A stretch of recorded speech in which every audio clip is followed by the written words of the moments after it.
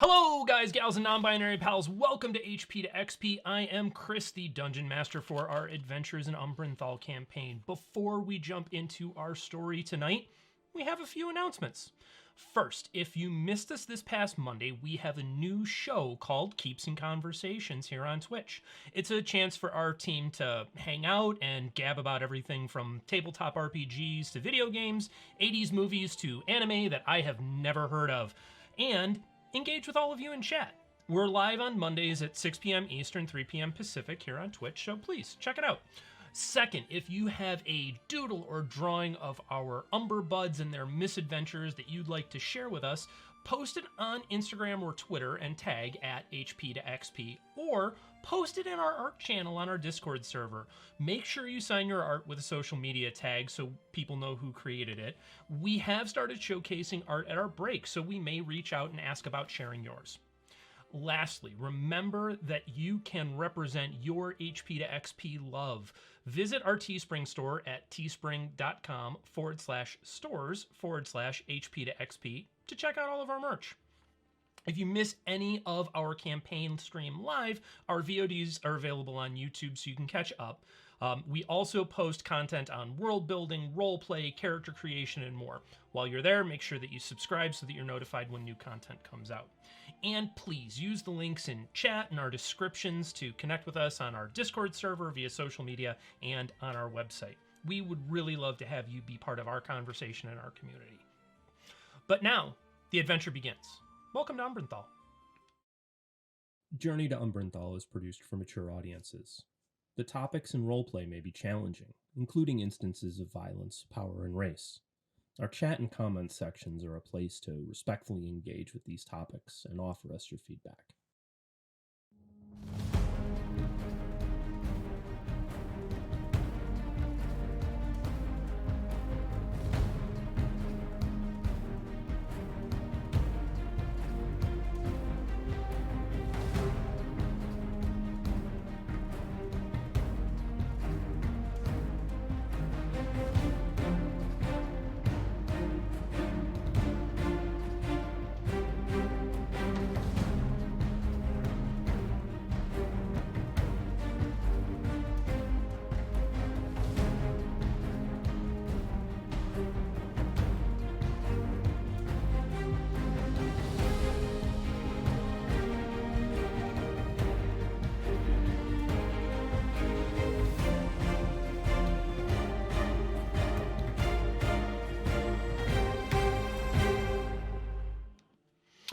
Having secured the mine, the party found themselves looking at a chest filled with more wealth than any of them had seen before.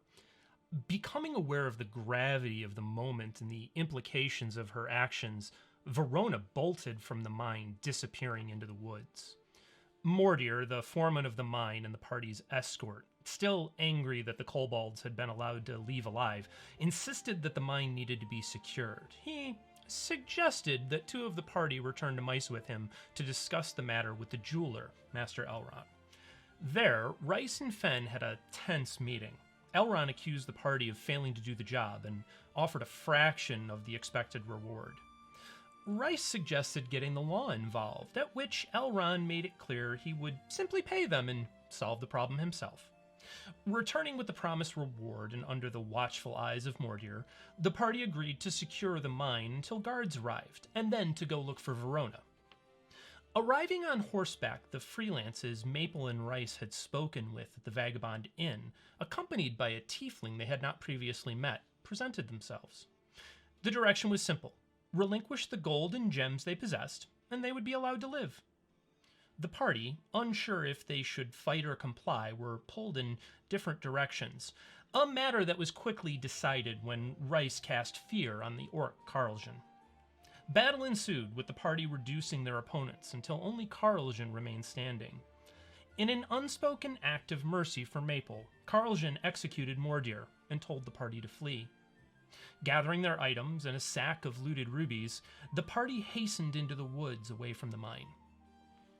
Venturing west to put distance between themselves and Mysa, the party set up a fireless camp, seeking to avoid attention and recover from the combat.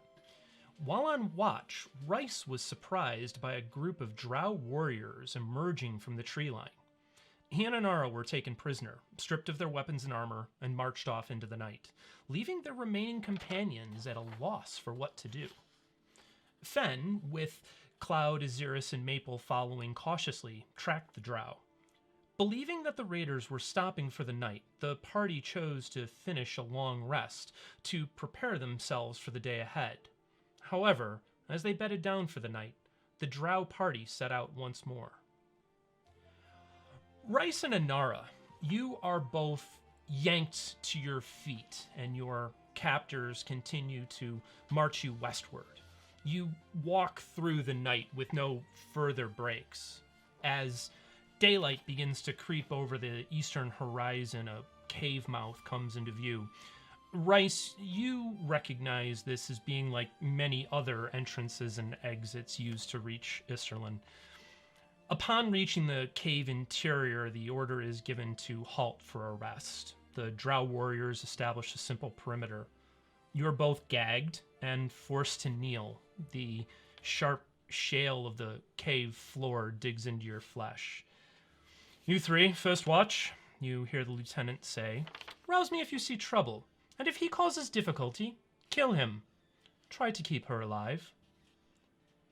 The discomfort of the position you're in, coupled with the periodic jostling that you endure from your guards, ensures that neither of you are able to rest. Ahzyris, when we left off, you were taking the remainder of your watch. Is there anything that you need to do before turning things over to Fenn? Yes, there's a couple things that he wants to do. He wants to go through Rhys and Anara's stuff. I'm sorry. But specifically, he wants to look for the book that Anara has been reading to see if it is a spell book. Okay. If it is, see if she has any necessary components to copy spells down, because he doesn't. Sure. And look for any arcane focuses. Okay. Anara, is the book that you keep with you a spell book? It's actually a journal. Okay. It Cool. does have spells in it, but it has other things in there too. Okay. You do find an amulet among Rhys's effects that has the distinct appearance of being an arcane focus. It has a distinctly moonbow shape to it that you would recognize as being an arcane focus. Cool. He is going to hold on to that. In the journal, I'm sorry, he is snooping. Are those spells that you did have written down, are those ones that he might be able to copy? Do you have any inks or any of that with you?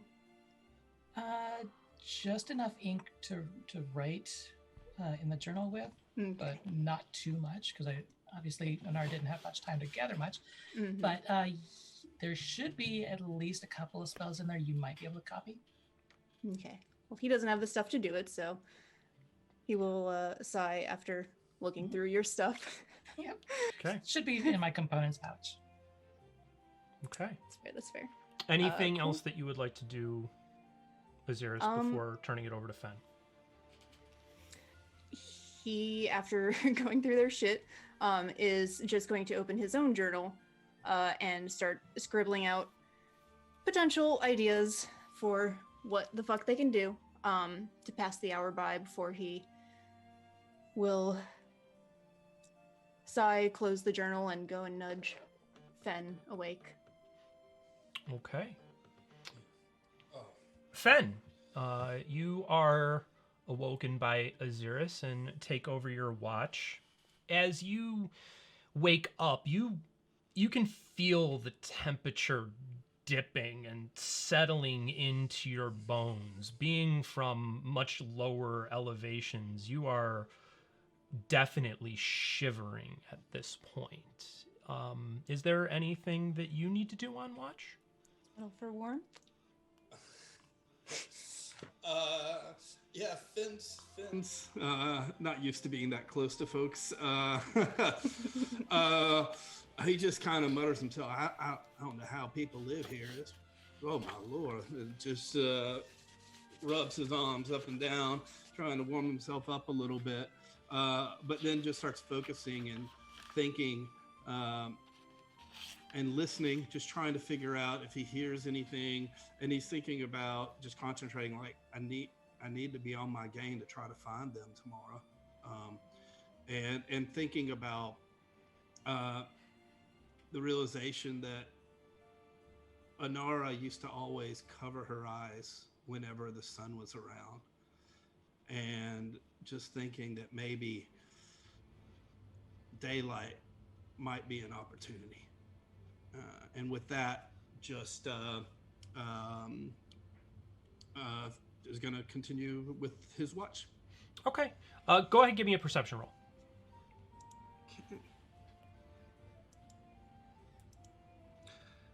That is a 23. So the night is incredibly still from where you sit. You hear none of the familiar sounds of nighttime insects or anything like that.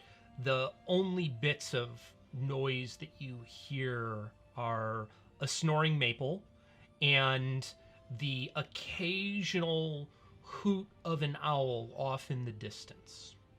Other than that, your watch passes uneventfully. Yeah, I just kind of hear the whoo, whoo, and recalling the owl, just like, well, maybe the owl can still take us there, if Maple snoring doesn't scare the owl away. And with that, I'll finish my watch. Okay, and you are going to go ahead and take the remainder of the watch so that Cloud and Maple get a full long rest. Was that correct? Yeah, that's correct. My understanding is that I could get my 4-hour meditation. Yep. Because you guys did not do anything other than essentially get woken up and go, what the hell's happening here? Then yes, had you done more than that, it could have been dicey. But okay. So as day breaks and you all start to come to, Fenn begins jostling folks as your long rest would be coming to an end.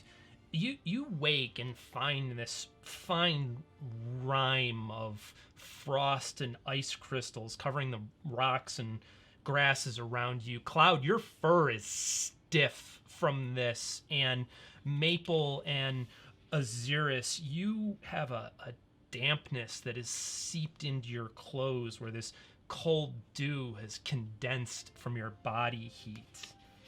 What would you all like to do? Cloud's gonna wake up and be like, oh gosh, oh, everything is sore. Oh, that ground was very uncomfortable. And then try to, like, wipe up as much of, like, the, like, ice and frost onto, like, Maple. And, like, kind of get up and just get ready to go. Pick my spells. Okay. Open, fingers crossed. Okay. As everybody is getting up, Ahzyris is going to pull out his journal and flip back open to the page where he was scribbling down some ideas, and he is going to, let me open my journal just a second. He's going to clear his throat and just say, when we do approach them, I think we should try and approach with a plan. I'm concerned about the strength of these people, specifically because Rhys was not only compliant but telling the truth, so that has me worried. But I think the goal is to get them before they get to the city, right? ideally, We should be walking and talking right now. yeah, I figured we're. Fenn can lead us. Yeah. I think for a while few we play reasons. at the lock. Once we get moving, that should hopefully warm us up and get our blood circulating. I did hear an owl in the distance, so I'm hoping that's like Anara's familiar, so that I'm gonna head in that direction, try to track I was also thinking, y'all remember how Anara, like after we cleared the mine, she went into the cave to block her eyes from the sun. So I'm guessing maybe sunlight could be an advantage, but I agree. This is a rescue if possible. I definitely do not think we should try and have a real fight. I was considering maybe a plan where, if possible, if we were able to catch them, we could possibly try and surround them, attack simultaneously to distract them enough. It's like a surprise. Mm-hmm. And if I get close enough, I can communicate with Anara and Rhys. Okay, well, Buds, I think today is going to be a good day because I actually woke up slightly more damp than usual, so that's probably a good sign. As we pack up our stuff and start to hit the road, Cloud is going to take the silver mirror, look into it, admire themselves for a little while, and then put it back on their holster and follow Fenn. Okay. Maple, was there anything that you needed to do before setting off? No. Maple is just raring to go with both hands on her great axe. All right, cool. So, Fenn, as you begin heading back in the direction that you had traveled the night before and get to where the party had rested, you see that they have gone. But there is a very distinct trail of footprints heading in the westerly direction that you are able to begin following. Well, I think our fears were well placed. It looks like they continued to move in the night, but maybe that means they have to bed down in the day wherever they're heading. I don't know if we have any forms of artificial light or other things to maybe blind them or some other way to create a diversion, but I was just thinking about that as we were walking. So I think maybe continue to head forward, but before we approach them, if we happen to find out where they are, we just need to make sure that we're ready and we understand what we want to do. Okay. You go ahead and head off in the west following these footprints. The day begins to warm up as the sun comes up and it begins to hit each of your skin a little bit more. You hear the occasional call of a hawk and other creatures in the distance beginning to sort of look for their morning meals as the sun is coming up and they are becoming more active. After about an hour's journey, you are moving through this area of mountain where the grass begins to give way to more shale and rock fall. The crags and outcroppings begin to kind of cluster in a little more tightly around you. You're getting higher in elevation while still continuing to head westward. You come upon a crystal clear mountain pool filled with water, and you hear this faint sound of singing in the distance. I need all of you to give me a wisdom saving throw. Oh. Also, we haven't seen any sign of Bubo, have we? You have not yet. Okay. Nat 20 for 23 for Okay. Ahzyris. Yeah, natural 20. Only I had that more often. Right. That's a 4 for Maple. Okay. It's a 21 for Cloud. Okay. And a 15 for Fenn. Okay. So. Oh, sorry. Go ahead. No, go ahead. What do you got for me? I was just gonna. I was just gonna tell Maple not to forget to hit the long rest button because I almost forgot to hit the long rest button. Oh yeah, make sure that you have done that so that you recover your hit points. So Maple, you look up and see on a ledge off just to the west and a little bit of the northwest of where you're heading right now, this absolutely amazing, beautiful creature, and you have to run to it. You have to use every ounce of your energy to dash towards this beautiful being. The other three of you look up and see a bare-breasted monstrosity with a distinctly feminine face. They have outstretched black wings that shimmer white underneath, and their legs give way to taloned and feathered feet. Give me a second, and all of you are going to roll initiative. So hold on one second. Oh boy. I mean, Let's I don't know roll about your taste, initiative. but that sounds equally hot to me. So, like, your loss. Right. Maple sure does seem to have Oh, enthusiastically odd taste. Oh You know, man, this is gonna she's very mess with pretty. my plans of saving Rhys and Anara. Evidently, Maple's type is monstrous. I mean, me too. I understand. All right. Whatever floats Is your there boat. 22? Anybody above 20? Yeah. That was a nat 20 for me. Oh, good. Maple. Where was that 30 seconds ago? 20 to 15. Cloud is 18. 18, Cloud. And it's 15. Okay, 14 to 10. 14. Okay. This is fun. Do any of Right. us know what this creature is? So, give me... Cloud, you definitely wouldn't. Ahzyris and Fenn, give me... I'll let you pick either survival or history rolls. Survival or history?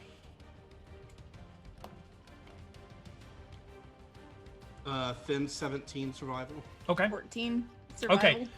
Fenn, you have heard of these creatures and know of them as harpies. Yes. Oh dear Lord. I think that's a harpy. I don't know why Maple's running to it, but So that is not good.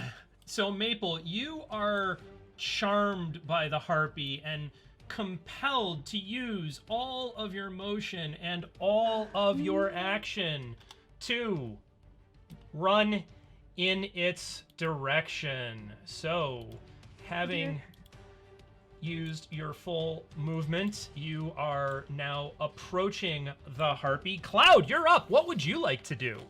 Oh my gosh, everything is the worst right now. And Cloud is going to cast Bless on the three of us who are still here. So themselves, Fenn and Ahzyris, and say hopefully this is not too difficult. And we'll move forward towards the harpy about 30 feet. Okay. And that will be their turn. Easily Wasting done. our spell slots, Chris. Easily done. Nobody said you had to use spells.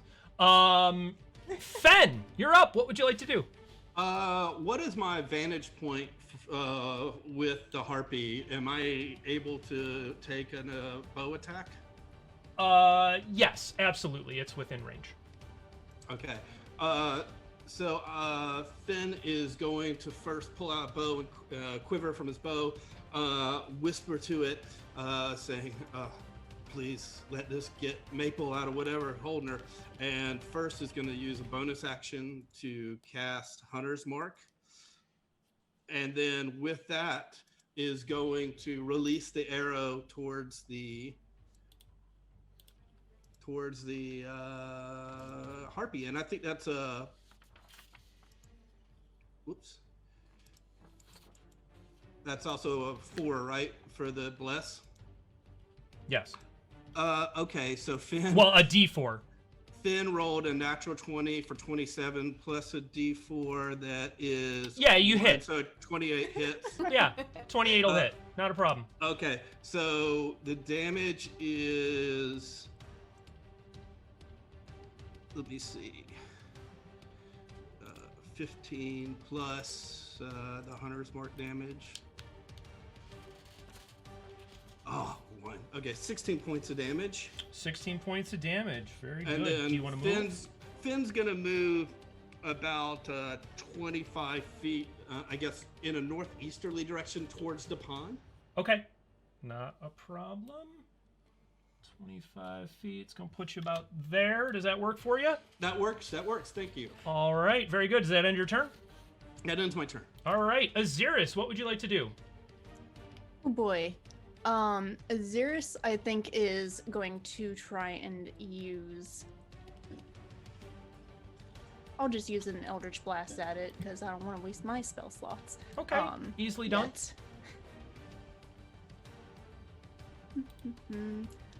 18 to hit. An 18 it will hit. Wahoo. Oh, so good. 2 force damage. Okay. I'm such a good warlock. So that inky black tendril of energy shoots out and punches the harpy right in the upper chest, sort of just below the neck, and rocks it back just a little bit. Are you gonna move? Yep, I'm gonna move up, probably, let's see. Yeah, I'll move up next to Cloud. Okay, easily done. All And right. that's my turn. Very good. It is now the harpy's turn. Before the harpy goes, Maple, you had the opportunity to make a repeat of your saving throw on the end of your turn, and I missed that. So go ahead and give me a repeat of saving throw. Okay. That'd be a 10. Okay. You are still absolutely compelled by this beautiful, amazing creature.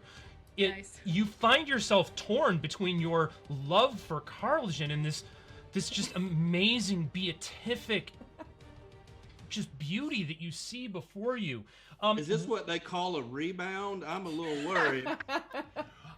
With that, the harpy is going to use its full movement to close within melee range of you, Maple, and it is going to make 2 attacks with its claws. One of those claw attacks swipes and just manages to miss you, but following up, it comes back and comes down into the back of your shoulder, and it is going to do 7 points of slashing damage. Nice. Ooh. It is going to also scream, and with that, you see another harpy come into view. Was that halved? You were not yet raging. That's right. Shoot. So, no. Alrighty, so top of the round. Maple, you have been utterly charmed. You have closed within distance of this harpy. You are unable to retreat, and you see this creature as being absolutely wonderful. There's no reason at all that you would attempt to harm it. So with that in mind, would you like to try and woo the harpy? I think Maple, with her classic putting her hair behind her ear, will just a little bit drooling at the mouth will go, oh my gosh, bud, talons, tusks, and is the other one clothed? No. Okay, so talons, tusks, and 2 sets of titties, but I mean, this day can't get any better than this. And that'll end her turn. Outstanding. Go ahead and give me a wisdom saving throw. Oh my god. All right, that's a 4. Again. Okay, you remain enthralled with this beautiful and amazing creature. Cloud, Wonderful. what would you like to do? Cloud is realizing that it is hard not to have blessed Maple now. She was so far away. Cloud will be like, Maple, what are you doing? They're enemies. We hit them. And we'll cast. I'm just gonna cast a Sacred Flame. Okay. At the harpy that's next to Maple. Okay, go for it. And I believe I'm close enough at 60 feet. Yes. Okay, and that is a dex save. Okay. What am I trying to be? I'll 12. 16. Oh, cool. Well, yeah. Then the bluish white fire that comes out of Cloud's paws just kind of like fizzles. They're like, and I'll move about 10 feet closer. Okay. Yeah. That's my Okay. turn. All right, very good. Fenn, you are up. What would you like to do? Fenn just looks up, sees the other harpy, and is like, oh no. But then pulls out another arrow and sees the one that just attacked Maple, said, you gotta leave her alone. That is not how this is gonna go down. And then releases the arrow. Okay.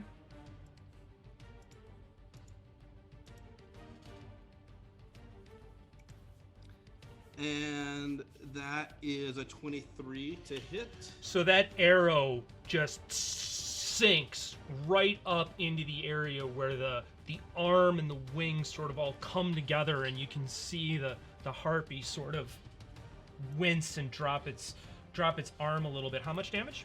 It does a total of 14 damage. All right, and with that, the harpy squeals and falls at Maple's feet. Maple. What's Are you going on? gonna move at all, Fenn? I'm gonna stay where I am. Okay, very good. Ahzyris, you are up. What would you like to do? Cool. He's gonna go ahead and use Dissonant Whispers on the remaining harpy, so I need a Wisdom saving throw of 12. I'm such a good warlock. All right, That's a high so number.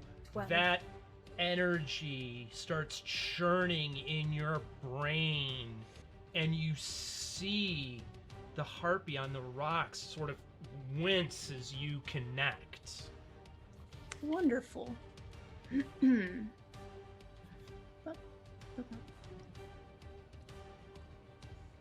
There we go. 11 psychic damage, and it needs to use its full speed to move away from us. Me Okay. specifically. All right, away from you. Away from me. Okay, so with that, that ends your turn.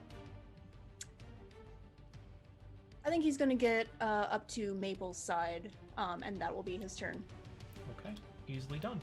All right, with that, the harpy that you have cast the Dissonant Whispers on shudders and recoils and takes flight and begins flying as far away from all of you as possible.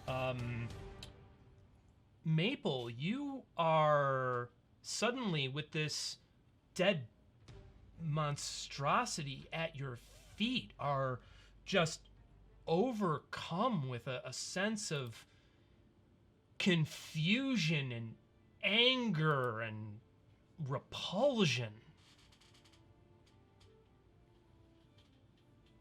Am I still charmed? You are not.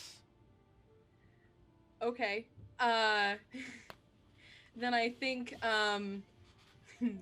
Maple will go into a rage, and she will say, as she was kind of holding her great axe with one hand, limp at her side. I am going to She say grips it with this. both- The other harpy is Yeah. fleeing.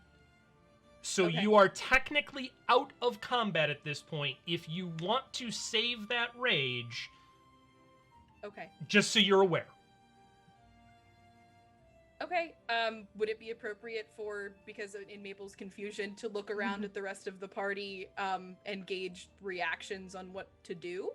Oh, 100%. You can be angry. Yeah. You can be Okay, I think- enraged without a doubt. I'm just suggesting you Okay. may not want to waste rage if you're now out of combat. Okay. I think Maple will hurriedly reach to her right and grab Ahzyris' shoulder and go, "Bud, what the heck was that? I just saw 2 sets of titties and I couldn't touch either one. I don't understand what this is about." You just barely see in the small bit of face that you see, it just goes red. Very easily because he is very pale. And he just kind of like pinches the bridge of his nose and just goes, "Maple, I think we need to go. Let's go. Come on." Seeing Maple come out of the charm, Cloud will be like, "Let's go, it's running, we should go right now." I'm all for sprinting.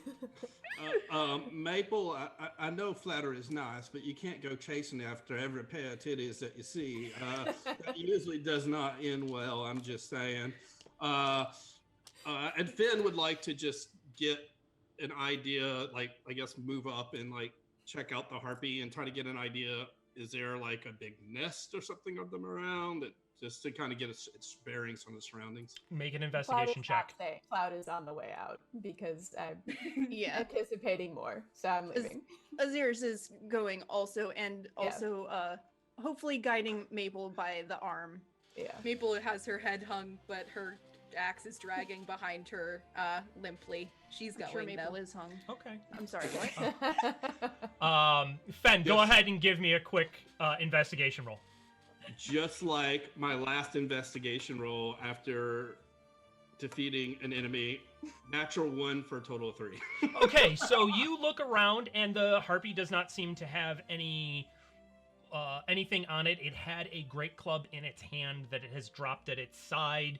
It appears to be dead. You do not see any other creatures coming in to try and attack.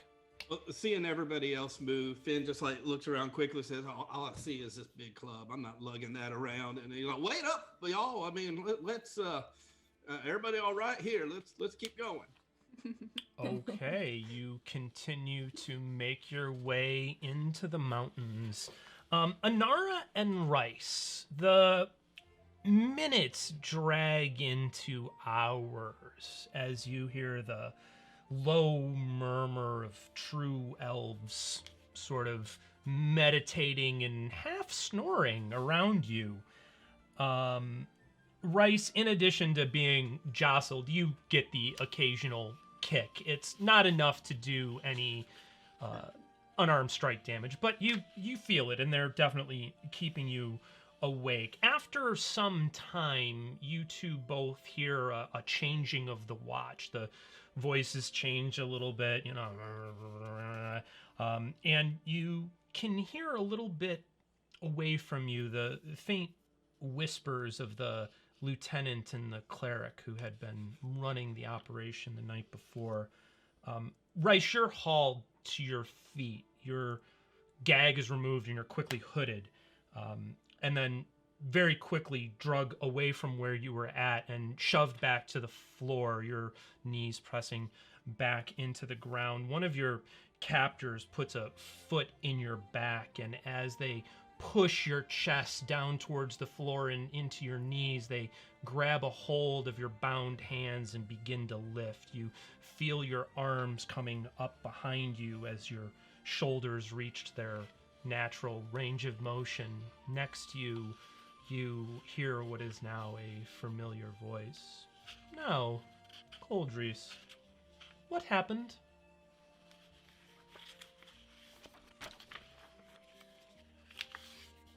You came all of this way to ask me what happened. Pull, and you feel your arms being lifted even higher and your chest being pushed further into the ground. You feel the tendons in your rotator cuffs beginning to stretch. Really? Is that the way you want to approach this? I was just thinking how honored I am. You swore an oath, Kholdrees. What makes you think your criminal sister should be treated different than any true elf?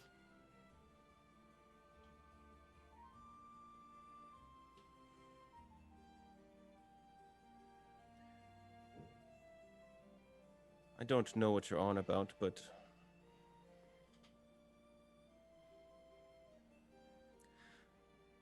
I think it's fairly clear that there's no consistency with the affirmation of punishment that the spider bitch doles out, so I don't know what you want me to say. Oh, I'm perfectly happy for you to say nothing whatsoever. Pull. And once again, you feel that tension as it goes into your shoulders. You take 3 points of damage. You can continue to do this as long as you want. I have 4 hours before I choose to wake the others to continue. So we can play this game as long as you'd like.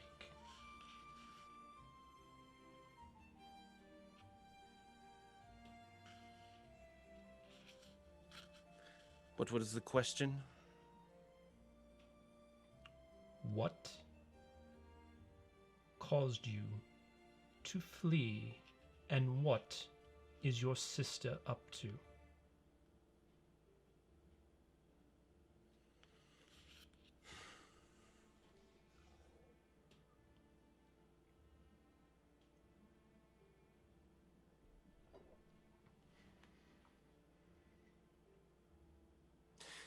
Makes me wonder why you're asking me these questions instead of my sister. Why not just ask her? You hear her clear her throat. Your hood is briefly lifted and a warm plug of saliva and phlegm lodges itself in your ear. Your hood's pulled back down. Nothing more is said to you. Pull, and your arms go up a little further and your chest goes down a little bit more. Anara, you feel a presence next to you. Your gag is removed, and the cleric who had spoken with you earlier sits down next to you. Rhys's predicament is in full view of both of you. Mistress Kholdrees, the time has come for honesty. What was your mentor working on? Honestly, I do not know. She usually kept to herself in her study. Then why did you run? Why not speak with truth? Do you not trust us? Well, after the explosion, I feared for my life. I fled along with my brother so that I didn't meet the same fate. You don't believe that if some terrible misfortune befell your mentor, that it wasn't your responsibility to help solve that mystery? To be perfectly honest, it was, and is my intention to find out what happened. But I felt that protecting myself and my brother was of prime concern at that moment. There's always time for investigation. How is that working out for you right now? Obviously not well. Your gag is replaced and you're hooded again. Fenn, Ahzyris, Cloud, and Maple, you continue to put distance between yourself and where the harpy encounter happened. Continue moving deeper and deeper into the mountains. There are pillars of rock that dot the landscape. You move for a good hour. Are you going to pause to break it all, or are you just going to keep moving? No Okay. breaks. All right. I'll help Fenn if necessary, like for scouting or anything like that. Okay, each of you go ahead and give me a survival roll. Okay, I'll cast guidance on Fenn. Cloud will just take their paw and like put it a little bit patronizingly on Fenn's shoulder and be like, "You can do this." I got a 6. I got a 23. Okay. 13. All right. With the guidance, Finn has an 18. Okay, you are still very easy to see sort of the shale and dirt where it's been shuffled by so many feet moving together. It's very easy for you to continue to follow the path that you feel comfortable that your friends have taken along with their captors. Can I tell how recent these footprints? Like, does it look fresher than maybe something we saw when we started, or is it still unable to tell?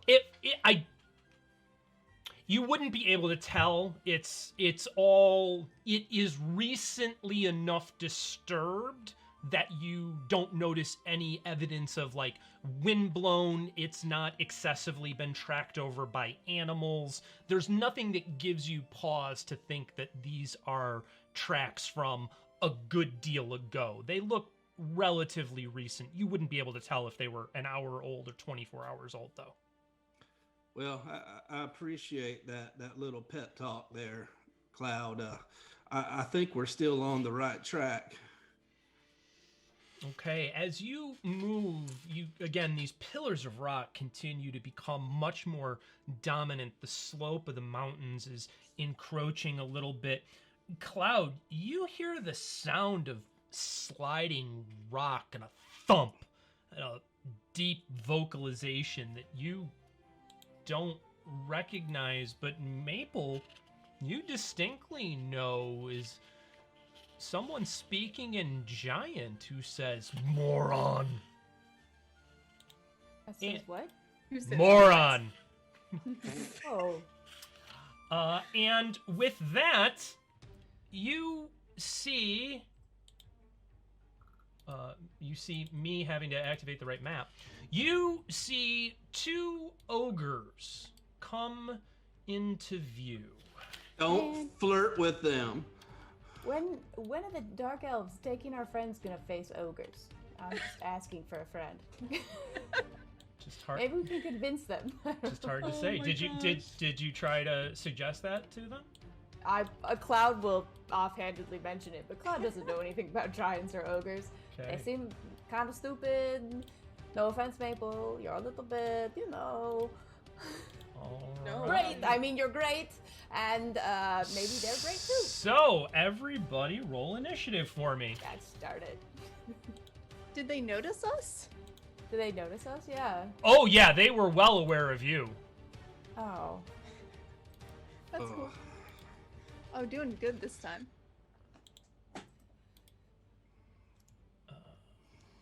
Is there a way to What the go? hell just happened? Probably not. We can't run past them. I mean, you can try. I'm just thinking out loud right now. You can absolutely try, but all right, 22, above 20. Nobody above 20. Silence. Okay, awesome. That's good. 15 to 20. Cloud 15. Cloud 15. Okay. Ahzyris. Sorry.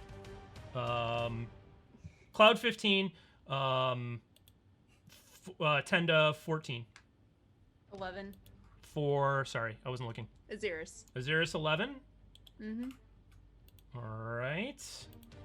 That's good. 5 to 10. Finn's a 7. Fenn's a 7. All right. And Maple, what'd you get?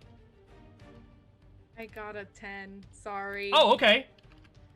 Well, that's good. That's perfectly good. Cloud, you are up. What would you like to do? Okay.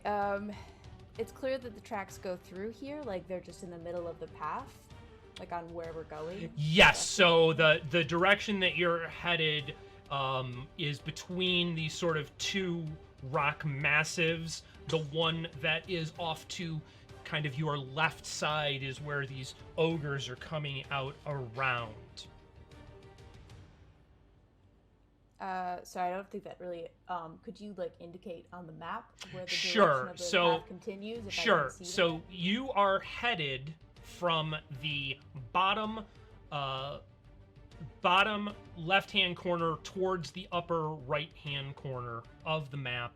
The ogres are off to your left-hand side. I will. Cloud will curse and hiss under their breath.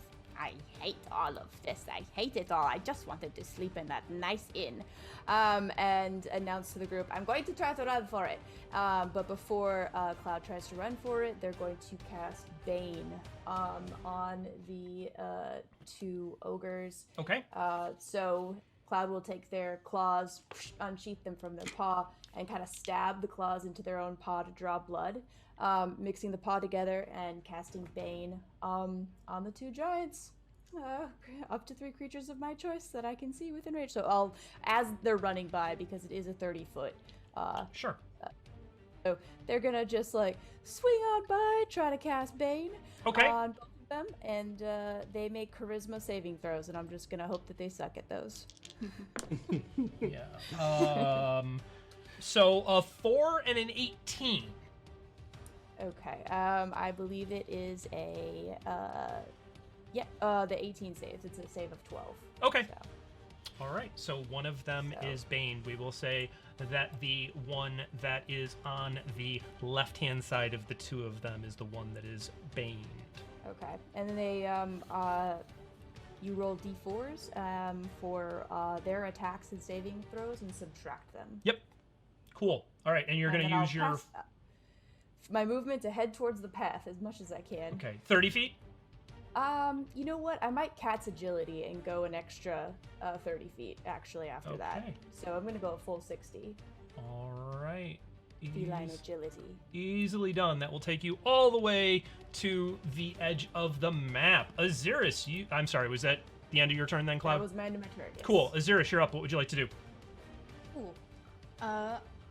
I believe he is going to use. Never remember if aggressive is. Okay, bonus action. Bonus action. Use aggressive to get some movement. His full movement towards, in the direction of the ogres, and then use the rest of his movement to follow after Cloud. Okay. So 30 feet, right? Yep. Okay. I so can read. 30 feet, and then... And then another 30 feet. Okay. Easily done. Also taking you to the edge of the map. Cool. Anything else that you want to do? Yeah, he is going to hold a... Ooh, do they count as people, though? Hold on, let me read.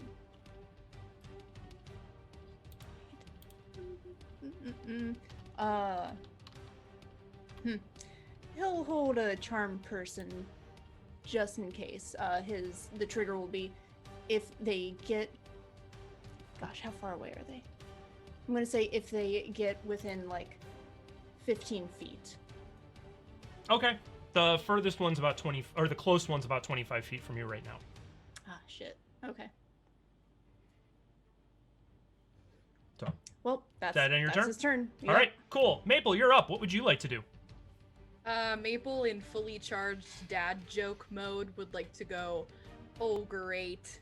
And will charge forward, going into a rage, strategically placing herself 60 feet towards the farther away one to put herself in the middle of the ogre and our two casters. Okay, I will put you between them. You would still have 10 feet of movement, technically, but okay, that puts you between them. Can you just put me, like, up against one of them so they're forced to go through me first? Up against one of the ogres? No, like, closer to... Is Ahzyris closer? Yeah, than absolutely. Cloud, not a problem. You can go right up against Ahzyris then. Yep. Easily done. All right, that ends your turn. Yes, sir. Okay, Fenn, what would you like to do? Finn just sees everybody running around, said that might be the smart thing to do. And Finn is going to use a dash action to travel 70 feet onto the other side of, like a little bit north of, I guess, of Mirage, and a little further along than Mirage and Cloud. Okay. Let's hope they're not fast, and no googly eyes, Maple. All right. So it is now the ogre's turn.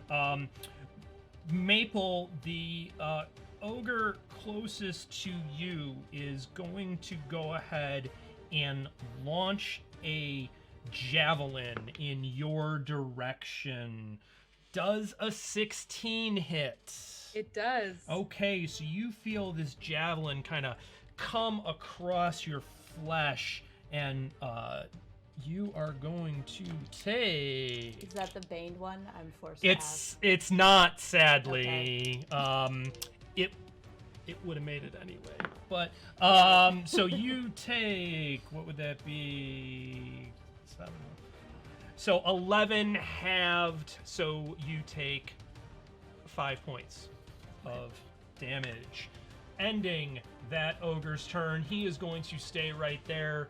The ogre who is baned is also going to launch a javelin. This one is aimed at Ahzyris.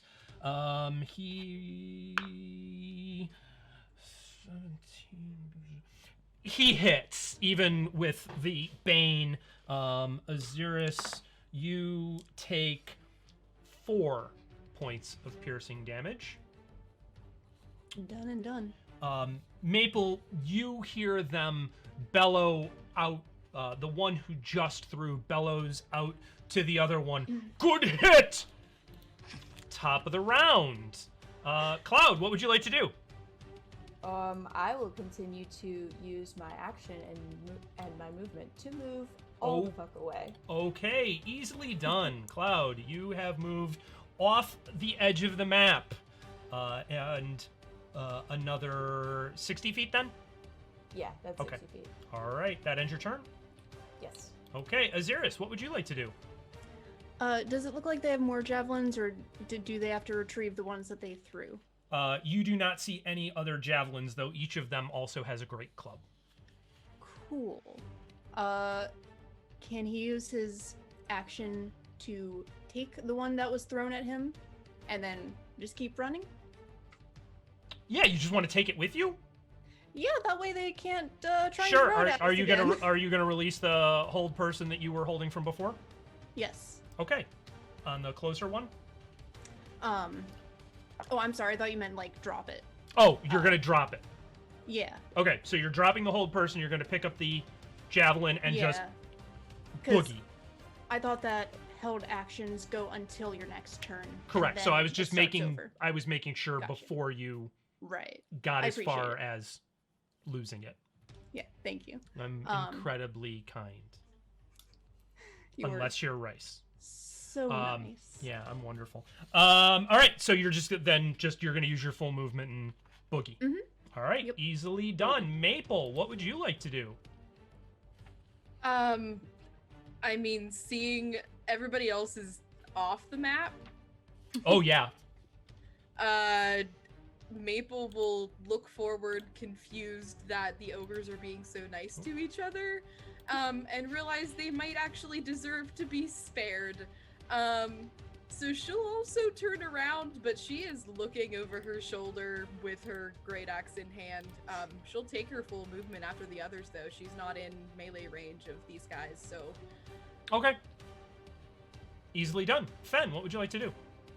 Fenn is going to follow the others, get to probably a little bit past where Maple is, turn around to make sure he can provide cover if he gets a sense that the ogres are going to be able to close the distance on her. If not, then he will continue and move another 70 feet to get up closer to his spry companion. Okay, Cloud. so you're just going to use your full movement and keep on trucking.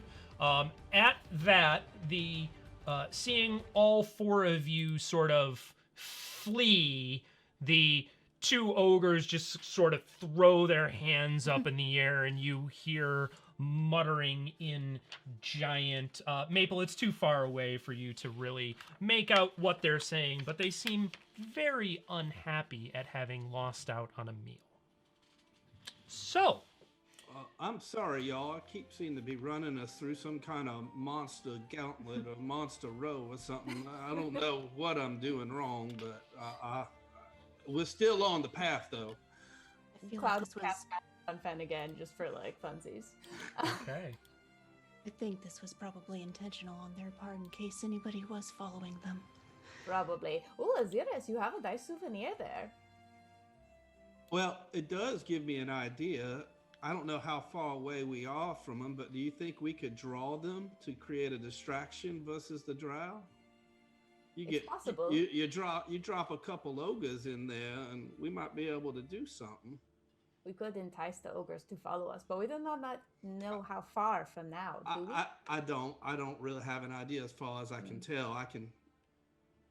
Well, Maple, But that's a great idea.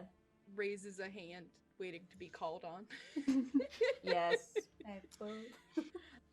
Okay, so could any of you guys understand what they were saying to each other, or was that just me?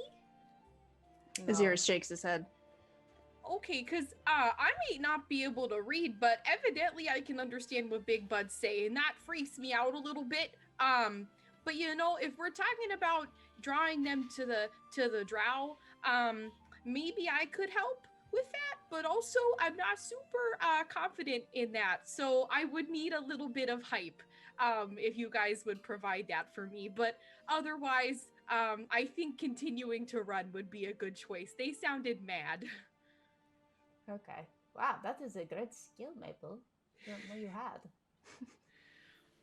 It's new to me too, bud. Yeah.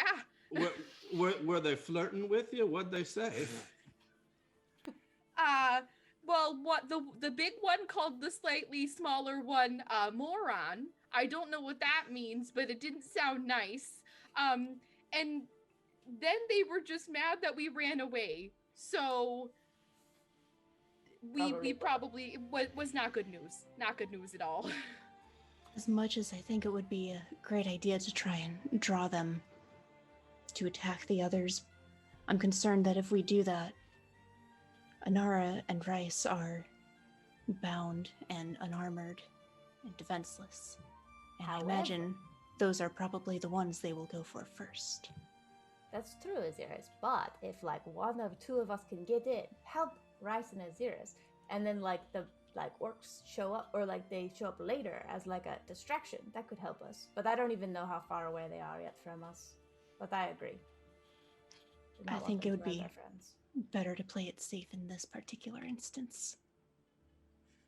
Well, we can keep it in mind if we stumble upon them in an hour or so, and depending on what time of the day it is and what they're doing, we can always, well, I don't know if we do anything, improvise, I guess. We'll see. Ahzyris is going to offer the javelin to Maple, by the way. Yeah. Okay. Maple will take it.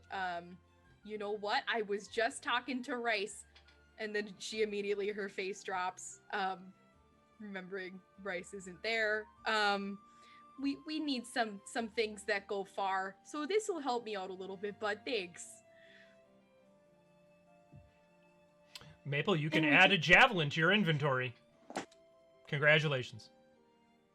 All right, so you will then continue? Is that the plan? Any sign of Bubo yet?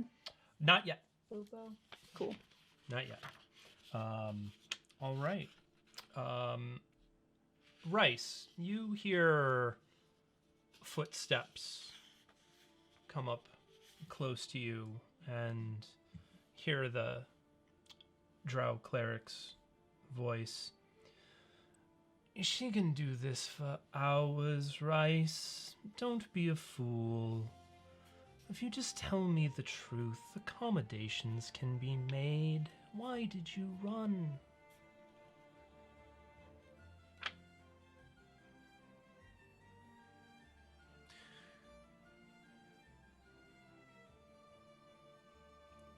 I don't trust you. Hmm.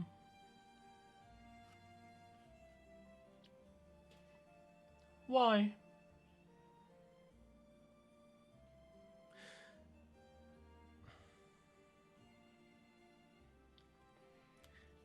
Look at me. Look at how you're treating me. Does this make you feel good? You are not new around here. You understand how traitors are treated. You have behaved as a traitor. Why should we give you the courtesy we give true elves? We will treat you the same way we treat any of the surface scum you seem to have hung out with. I think you're afraid. That's why I'm bound. Oh, that's perhaps it, isn't it? You hear a blade being drawn and feel steel against your neck. Kholdrees, convince me I shouldn't just slit your throat and be done with this.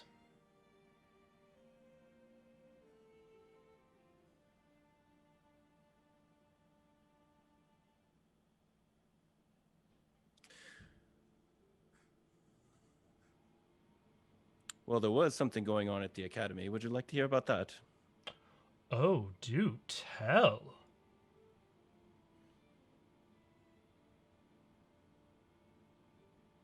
You know, the more that I think about it, however, the details escape me, but I think that there is a...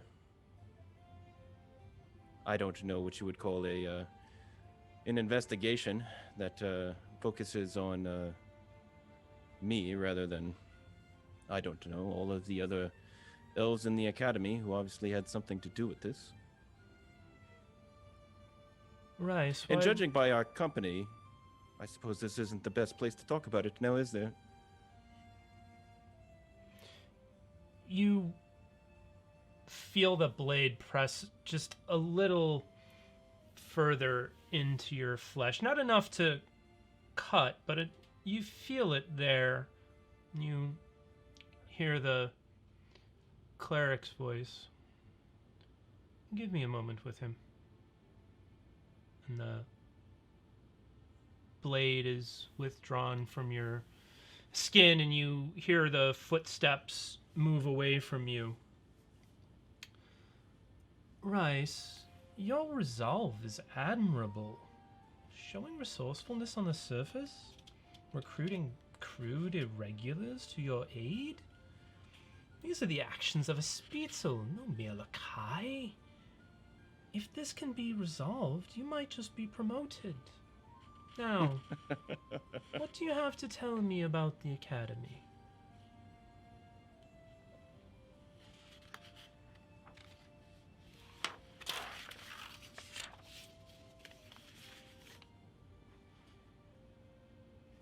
Funny how things work out, isn't it? Very Often. interesting situation, I think. But, well, with the way things were going at the academy, we had my graduation, yes? Hmm? Well, I don't know anyone else who gets followed around as much as I do. But there was some odd behavior in my things. My room was turned. Found out about that before I found out about what had happened to my sister. So I'm really led to believe that some things happened to me because of who I am rather than what I've done. What I've done has been fantastic.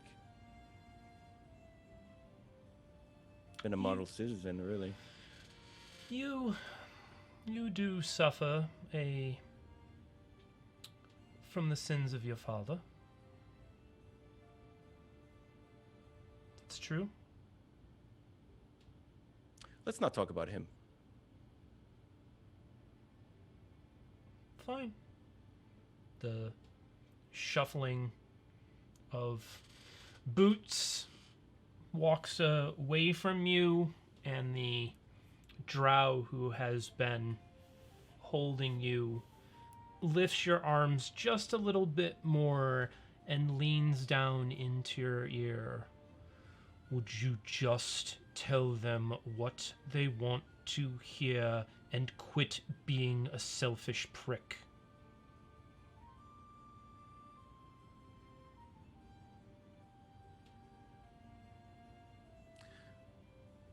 What would you like to hear? You've been asked plenty of questions. I don't know what they want. You and I travel the same paths. They don't tell me. I'm here to do this. I have no questions. I would like to go home and be done with this nonsense. But here I am. Well, there's no reason for us to finish this here, is there? Unless you were told to not bring me back, in which case, then I suppose, things are the way they are. Is that what you were told? To not bring me back? Your reputation precedes you. And you just feel a cuff against the back of your head. Cloud! As you have continued to move, you see the circling shape of a purple-tinged great-horned owl. Oh, thank God. I'm going to immediately poke Fenn and point. Oh. And Okay. there. Sorry, I didn't know. Your claws are. Oh, sorry, yeah. I'm very stressed out there, just out all the time right now. It's okay, but no, it's fine. It just took me by surprise. But that okay.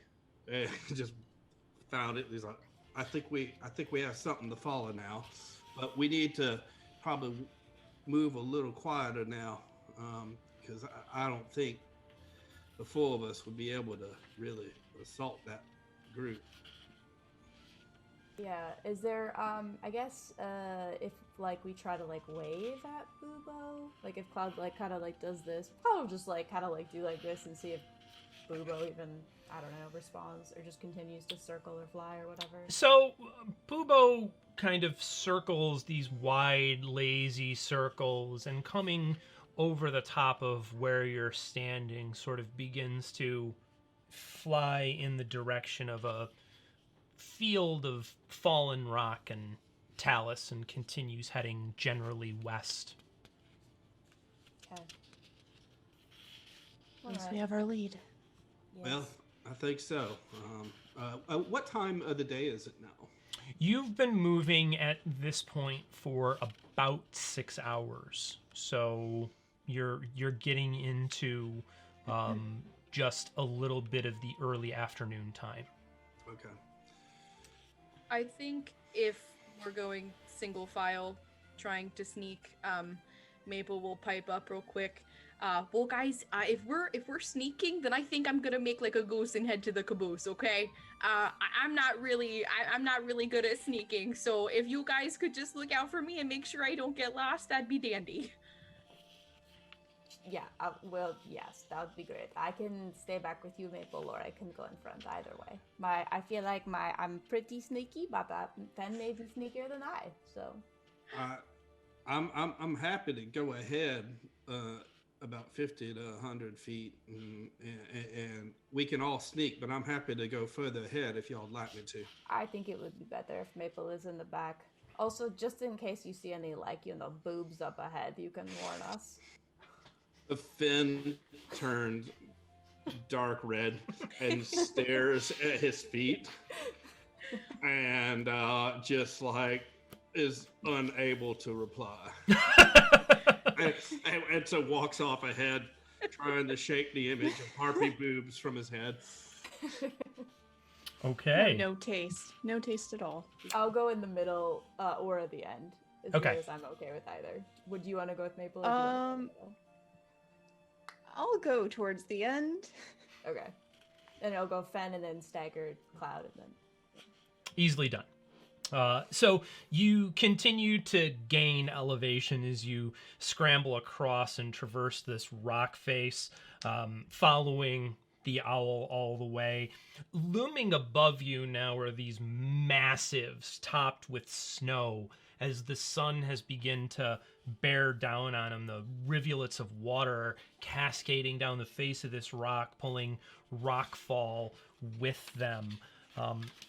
You continue to follow Bubo, scrambling over this terrain, and it slows you down some, but you're able to continue to make time. It's definitely difficult terrain, though. As light begins to descend behind the mountains and you begin to see sort of darkness beginning to fall, Bubo alights just outside the mouth of a cave, some 100 feet distant from you. And that's where we're going to take a break. So we will be back in a little 10, 12 minutes or so. We're go hit the necessaries, grab yourself a drink and whatever you need, and we will be right back.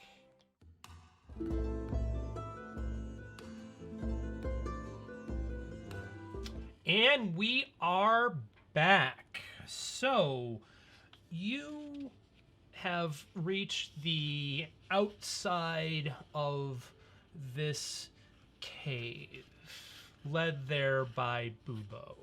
What would you like to do? Do we see any figures towards the... You're about 100 feet away right now, and with the setting sun being on the backside of the mountains, the interior of the cave sort of disappears into darkness almost immediately. So you would need to definitely approach to be able to get any sort of an idea of the lay of the land. Okay. And approaching the cave, there are, you said, like a bunch of jagged rocks and stuff? Yep, like... you are definitely into that part of mountain range where you've got hunks of slabs of rock that have either been uprooted by the natural course of time or have slid down from up above and wedged themselves. This is a more bouldery and peaky kind of area. Cool. And are there any sort of cliff faces anywhere in the area from where we can see? Like above this cave mouth is a large, massive, so any it's that we 200 feet going up. Run off of, asking for a friend. Ask that question again, because I'm not sure I understood. Someplace where you could run off into, Yes. like a Wile E. Coyote? Like jump off a cliff and use Featherfall. No. Okay. No, there's no face like that. You're still kind of on the level of everything as this is coming up. Thank you. Just trying to get a good lay of everything. Yeah. All right. Absolutely. And we don't see anyone posted outside of the mouth. There is no one that you can see. Okay. Cloud will kind of just sigh deeply and be like, well, I think the idea, and look at the setting sun in the distance and then back at the cave mouth, of using daylight is not going to work for us. It was a good idea. Well, yeah, unfortunately it was a little too far, but maybe there's some other way to come in distraction. I can try to hide. I'm not real familiar with this terrain, but I could try to maybe hide behind some of those rocks as it goes. But if anything, we're going to have to try to either lure them out somehow or lure them further deep in. I don't know. I think if we can all simultaneously, hopefully, attack from a distance, if they are within a decent range where we can still be hidden, that might be able to draw them out. If I remember right, there were 6 of them. 6 of them, yeah. It's possible. Oh, sorry, go ahead. Sorry. I imagine at least a couple of them will be staying to guard Anara and Rhys, but again, I am concerned because they said that their objective is to bring back their heads. So, if they expect that this is an attempt to retrieve them, I fear that they may just execute them. Yes, I'm also worried that, like, they may end up dead if we try to lure them out. What is, Fenn? Do you have any ideas or Maple? I know that you probably will just defer to but I want to ask, I don't know, your ideas. Well, you know what, buds? I'm pretty useless once nightfall comes, so the light of the moon doesn't really do much for me. I mean, we found that out yesterday, so the sooner the better for me, buds, honestly. That's a good point. Does anyone have like a light creating spell? No. No. Great. Awesome. Maple looks longingly at her axe. But Ahzyris, you can see in the dark, and Fenn, you can also see in the dark. Mm-hmm. All of a sudden, you guys can see Maple's temples. The veins in her temples are very much straining as she grips, and her her knuckles are turning My red, God. trying to turn this goddamn thing bright. How do I turn it on? Tapping it. Unfortunately, Batteries not included. I think that Rhys can do that. We need new batteries. We need new batteries. One idea that I did have that might work is if I can get close enough, I can use a minor illusion spell. We can begin an attack from a distance, make it seem like they're just under attack from bandits. And one of the stray shots struck Anara and Rhys. I can use my minor illusion to make them appear dead and give them a chance to be overlooked for the time being. Is there any way that we can at least try to get some of their belongings to them? I don't know. I was sitting there thinking they both have used magic before in some form. Ahzyris will fish out Rhys's focus that he's been holding on to. I think if we can return this to Rhys, I'm hoping he'll at least be able to use the invisibility spell. That might be helpful. Otherwise, I was planning on using mage armor on him at least. I think his sister is probably a little better off. She's a little faster, but... Well, I think that's a great idea. And I also don't know if, like, there is an other exit to this cave, which there could be. We don't have time to look for it. My idea is to go off of what you said, Ahzyris. We maybe just go in. Sucks for Maple. We have to figure that out long term. And we try to free them and, like, get them their things, because the faster we can get them to help in the combat, I don't know. It'll be easier, perhaps? It's... Your little purr was really cute. I'm sorry. You know, I won't be able to see anyway. You guys can just, shove me in as bait. That's okay with me. I'll just stand there with my axe and take the blows, And you guys can just go around me and get the other two. I'm That's afraid also that true. I fear that they're stronger than all of us. So while we certainly could try. I think with that, it sounds like that illusion might be the best plan, particularly if it sends some of them, whether it's in the cave and drive them out or outside the cave and drive them in. I'm probably not as skilled at this as Anara is, but I could try to sneak in and cut their binds if they're being held like it looked like they were. That would be useful.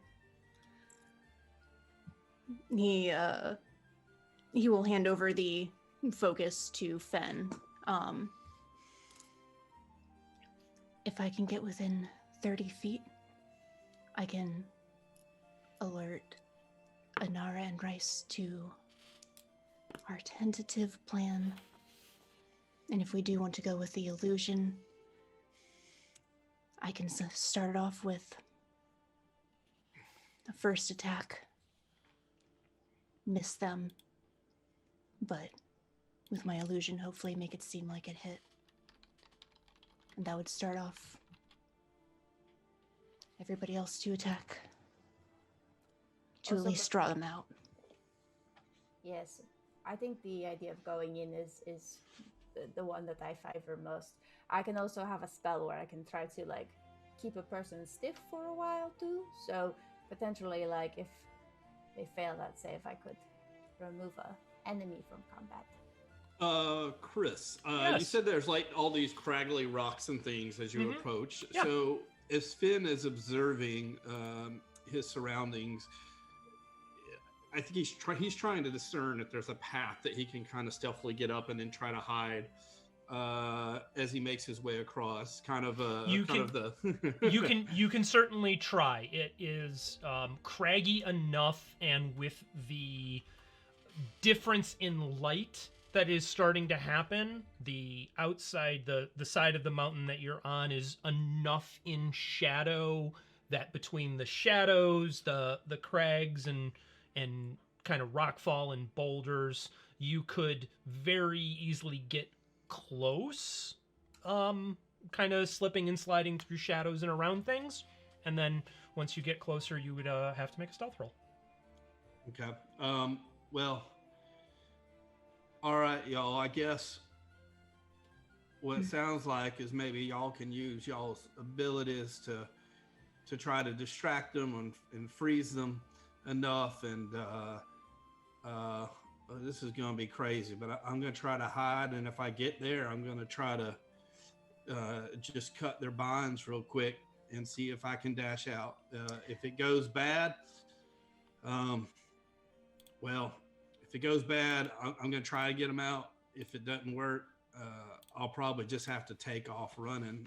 But it sounds like that might be the best situation we have.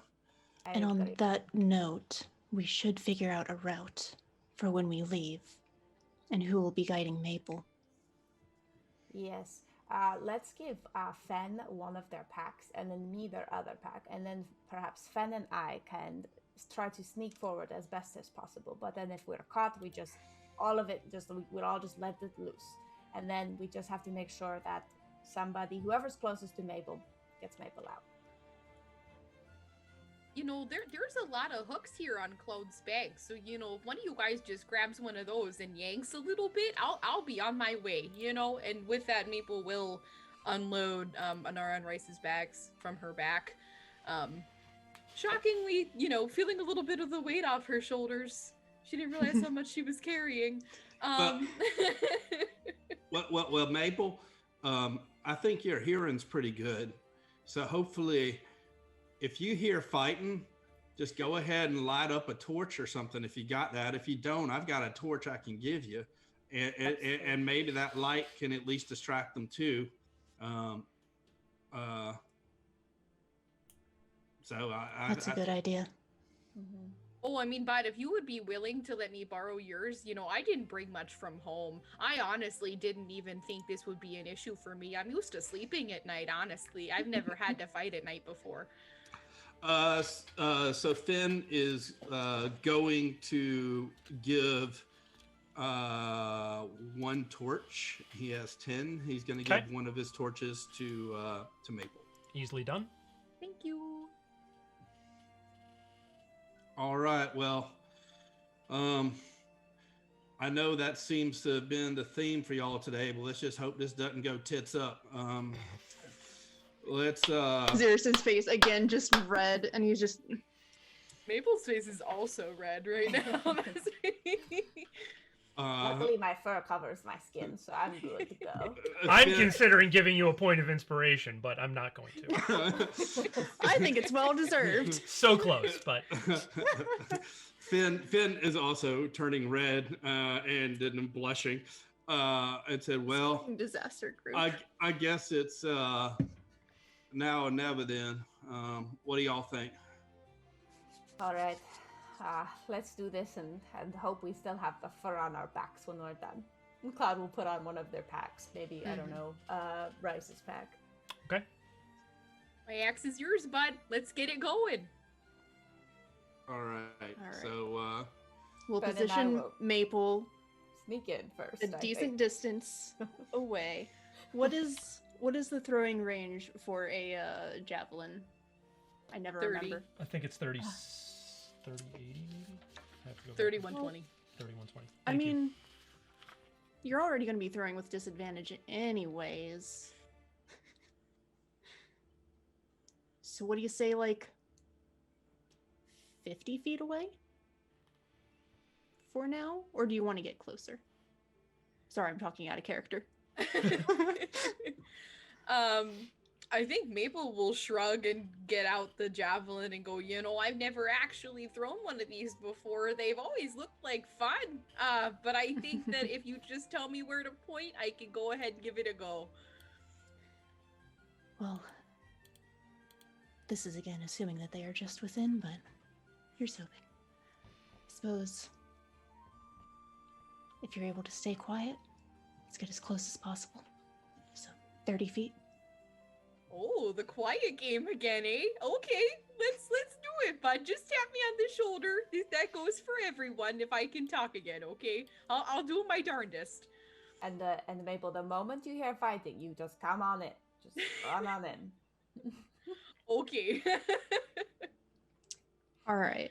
So, I'm assuming we are splitting up and trying to sneak closer to the cave entrance. Yeah, I think that, so. Fenn and I are, I think, probably the sneakiest, so I would like us to go first in case. Okay. Mhm. problems. So, Cloud and Fenn, are you going to approach from the same side of the cave mouth, or are you going to approach from opposite sides? We'll do this. That's fine. All right. Who's going to approach from the left side? Who's going to approach from the right side? I don't know, left. Okay. I'll go left too. Spellcaster's left. I'll go to the right and Okay. just kind of be on my own. All right. Well, okay, well, I mean, who wants a bodyguard, I think? Fenn, you think you're okay on your own, bud? Because I'll go with Maple. Claude. I think it's better, Maple. I think it's better for you to protect the spellcasters. If worse comes to worse, for me, I'll try to run and reunite with y'all on the other side. But I think it's better for me to keep quiet and just hope it works. Maple nods, having been shushed by Ahzyris. Ahzyris gives her a thumbs up. Okay. All right. So, you are able to kind of scamper over and around, being cautious, being stealthy. It takes you a little while to get there, being tentative as you start to get closer. As you get within about 30 feet, I would like Cloud, Fenn, and Ahzyris to all give me stealth rolls. Mhm. As Cloud is coming up on the cave, they're just going to be whispering under their breath, "You can do this. You can do this. Believe in yourself. You can do this." Mirage's reaction is amazing, so I can't wait to hear what this roll is. Oh, I actually did okay. I got a 15. I think Okay. That's probably cool. Mirage is rolling. That's they're great. laughing at their roll.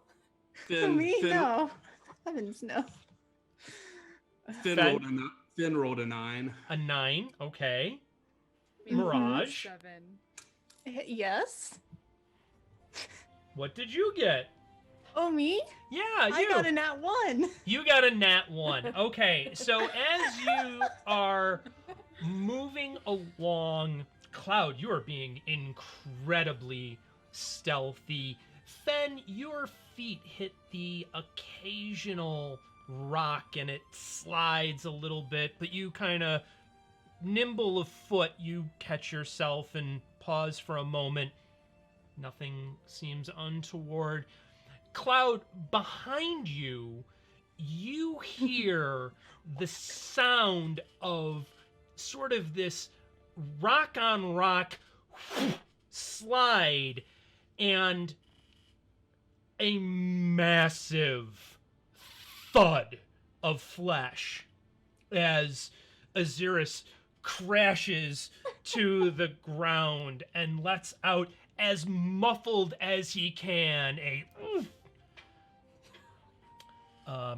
Off to a good start. Gloves You- are on, and I will look back and glare. He just Okay. holds his hands up. All right. What would you like to do now? Cloud is going to scamper ahead, maybe Okay. nervously, because don't want to be caught with that sound. Sure. Into the cave.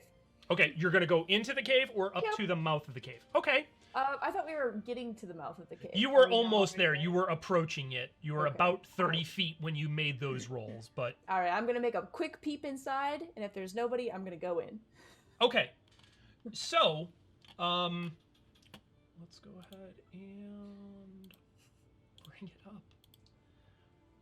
So, Cloud, as you approach the mouth of the cave, just inside with your dark vision, you are able to see, this is a very large open chamber.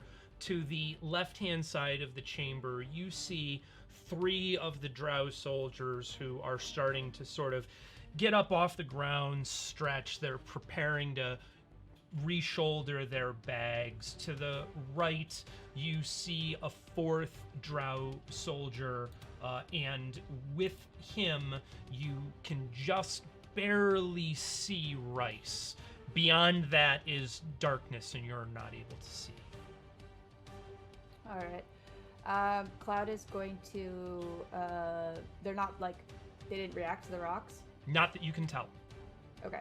Then I'm going to quickly pop my head back out and like give everyone the look of like they're right there. Like, get ready. Okay. And then I don't know. We count Okay. down. We all. Wait, question. Sure. After Ahzyris picks himself back up, dusts himself off a little bit, Mhm, sure. and attempts to inch a little bit closer, about how far away would Rhys be from where we are at?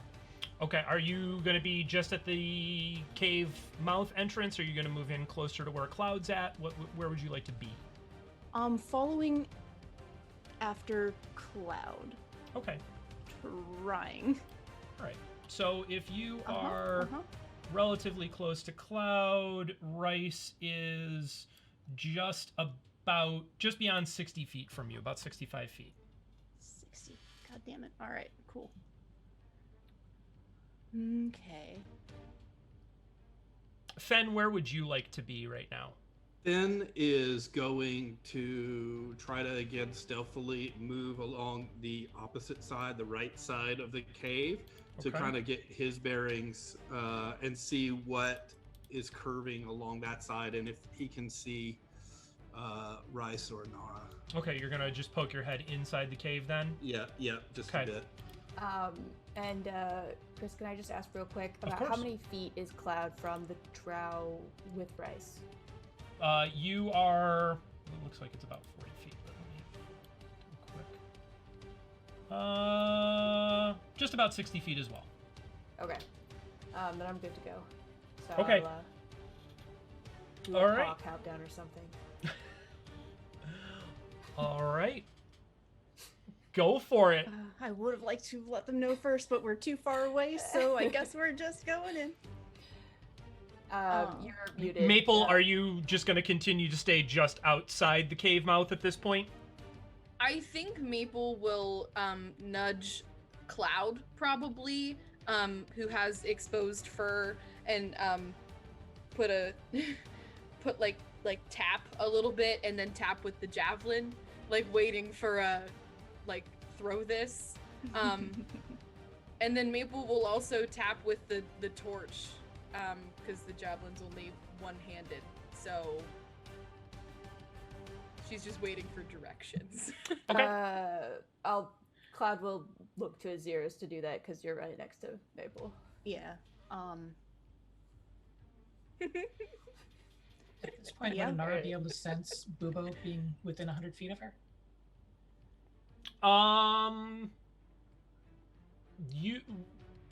You can certainly try to.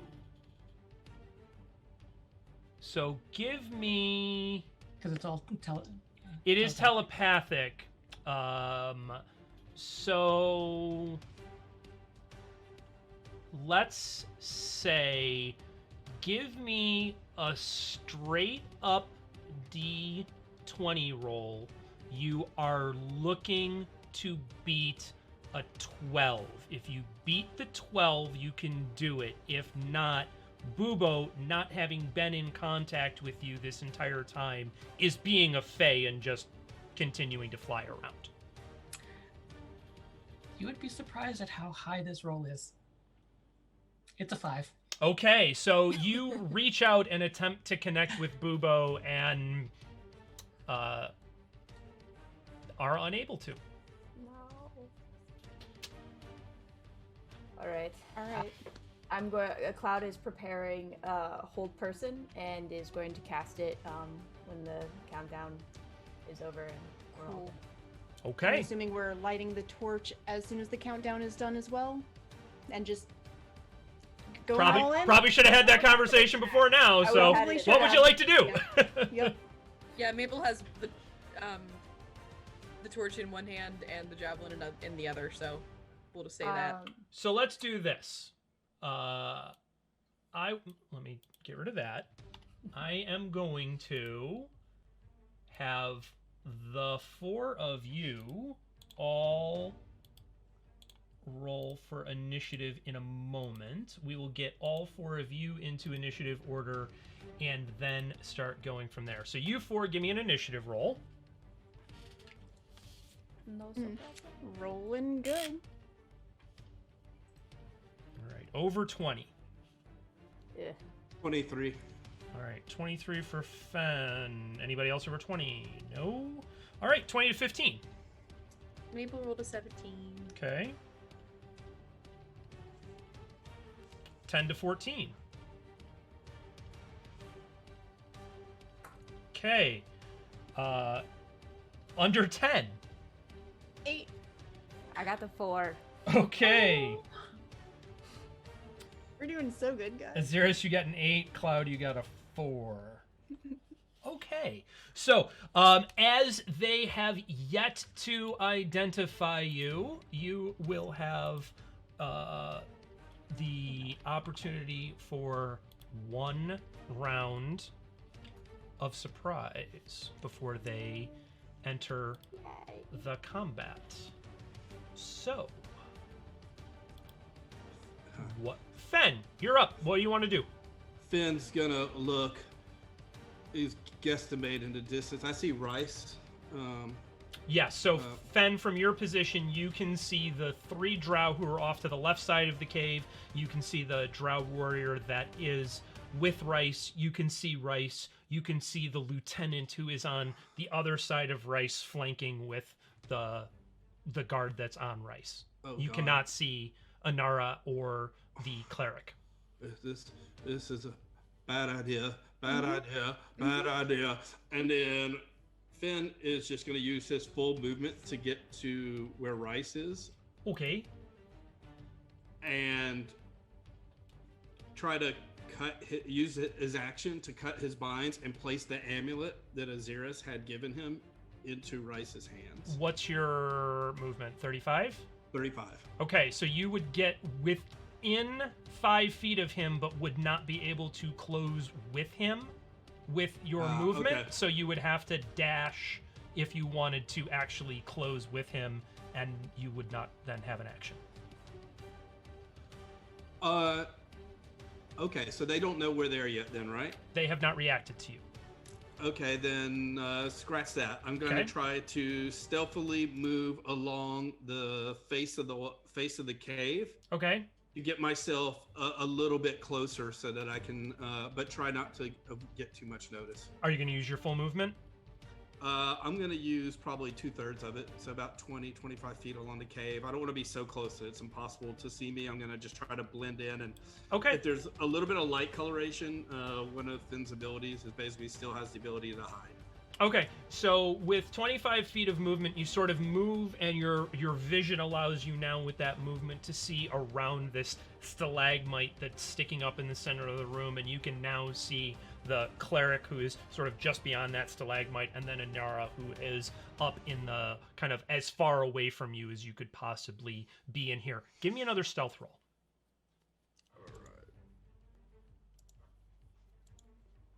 All right. 15. Okay. You believe that you have been stealthy. Are you going to do anything else, or does that end your turn? That, I think that ends my turn, I guess. Am I allowed to hold an action? Sure. I think I'm just going to have my wood axe out, ready so that I can use it to try to free Rhys on my next move. But if I am noticed and they approach me, I'd like to hold an attack on whoever comes towards me. Okay, so you're going to hold an attack with your axe. Yes. Easily done. All right. Maple, what would you like to do? I think Maple, unfortunately, is going to have to go into a rage in her head. So none of you hear this, but Maple to herself, just as a little bit of personal hype, says, Maples are like moose, not as big, but we can tussle like no other bud. And she'll It's canon. It's canon. Yeah, still holding the fire outside of the cave mouth. Have you lit the torch? It is lit, but she's okay. She's holding it like outside of the. Okay. She's not going in the cave. Okay. Can Maple prepare her action to, as soon as combat starts, throwing the javelin? Yes. As soon as somebody hits. I will let you. Yeah, I will let you hold a javelin attack. Okay. Not a problem. So Maple is listening for the start of combat. Okay. Ahzyris, what would you like to do? I would like to start combat. Okay. So, Ahzyris is going to move 30 feet closer to where Rhys is. Not right next to Fenn, but more in the center of the space. Right yep, about there? right in the center. Okay. He is going to use his telepathy to speak to Rhys in his mind and say, "Play dead." And he is going to launch a Eldritch Blast, and intentionally miss, but make it. He's trying to make it look like it hit, so aiming like right next to him. All right. So, give me an attack roll. Actually, yeah, give me an attack roll with the idea of wanting to miss. So, if you roll over a 5, you miss. Okay. 22. Easily done. So, yay! All right. So the rock next to Rhys shatters with this burst of eldritch energy. All of the Drow are immediately up and paying attention to what is going on. So they are now going to be entering combat. Rhys, you are bound, but what are you going to do? Rhys is going to roll over and stay face down for now. Okay. Rhys collapses to the ground. Are you going to do anything more, Ahzyris? Nope, that's his turn. Okay, Cloud, it is your turn. What would you like to do? Cloud is going to run in as close, because Cloud's carrying Rhys's pack. Okay. So it's going to run in and use feline agility Okay. to get all the way over to Rhys and Okay. just put themselves in danger and be like, oh, hello, two people that I totally did not see before. Sure. And would it be an action to like release him? Yes. Okay. Then Cloud will use their action to take their claws or a knife or whatever and just release Rhys. Easily done. Okay. And I cannot do anything with my bonus action, so I will Okay. just sit there with my fur all puffed up. All right. That Hiss. ends Real- your turn. Real quick, I'm so sorry. Because Maple can't see, Yep. would the spell have made enough noise for Maple to know combat had started? Yes. Okay. Did Maple launch her javelin? You tell me, did Maple launch her javelin? I think Maple probably launched her javelin. She did. Okay, She's so afraid of hitting somebody. yep, that would be the concern. So, go ahead and give me Regret. go ahead, give me just a straight up D20 roll, and I'm gonna go with the same statistical problem that Ahzyris had. If you roll under a 5, you have potentially hurt one of your companions, either Ahzyris or Fenn. I just want to finish real quick. Oh, As sorry. Cloud, sorry, I thought I was done. I just want to narrate a little bit better. Cloud comes please. up and like releases Rhys and says, "I'm going to need your help, so here," and like gives Rhys his bag. Also, nice to see you again. I'm assuming, I don't know if Rhys is on the floor or anything, but if part of my action can be helping him up, I was told to play dead. Your action would be getting him cut free, so you wouldn't be Okay. able to then help him Alright. up as well. well, I give him his pack then. Okay, easily done. Maple, what'd you roll?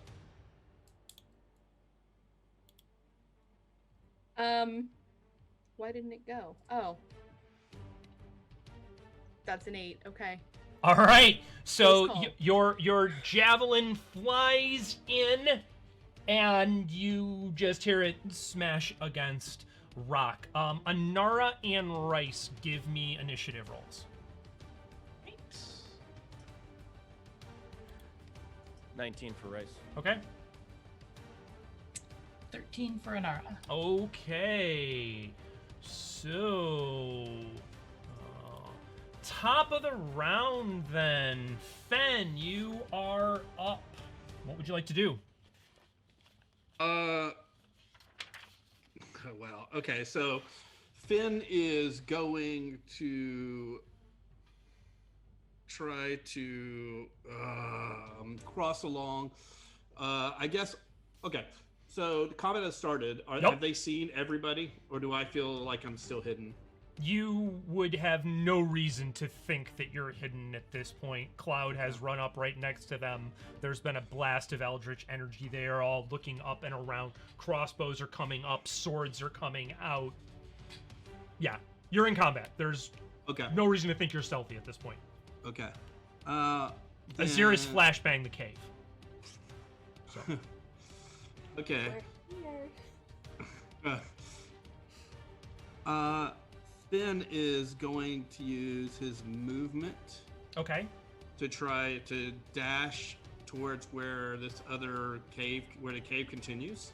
You are going to just use your movement, or are you going to actually dash? I'm going to use my movement. Okay. I think that's 30 feet of it. Sure. Easily done. You put yourself between the cave mouth, the next mouth, and everybody in the chamber.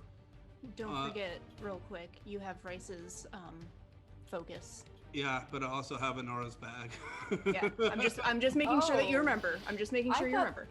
That I would carry all of Rhys's stuff if we were splitting them up, but Okay, I don't know. Oh, Fenn took it. Yeah, well, Ahzyris had brought it out and mentioned it, so I am. So, and then I am going to use my, I guess, my action, or God, yes. I guess I'm gonna have to move 10 more feet to get next to Anara. Okay, so you use a dash action to reach Anara, or you just want to use the 5 feet of movement that you have left and get close to her? I think I'm gonna use the. Yeah, because I wouldn't be able to give her the bag still. So I'm gonna use the 5 feet to go a little bit further north, closer to her. Okay. And then like I'm gonna pull out an arrow. Okay. And I am going to cast Hunter's Mark as my bonus action. Okay.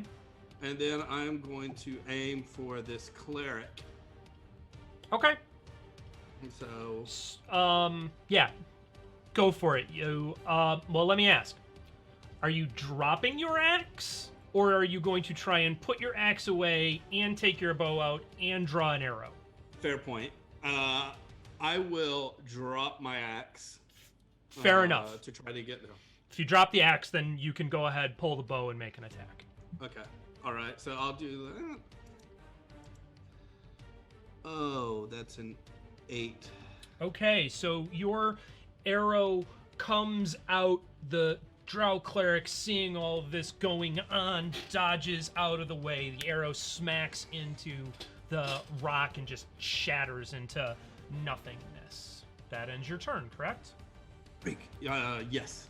Okay, Rhys, the Drow lieutenant standing next to you, looks at you, looks at Cloud, and is going to go ahead and make a scimitar attack on you. Which just misses. She goes to swing down, and you manage to just pivot just a little bit. She is not going to move. Rhys, what would you like to do? What items does Rhys have? Your pack has your armor and your Okay. weapons attached to it. Okay, so It would sword, take you a full round to put on your armor at least.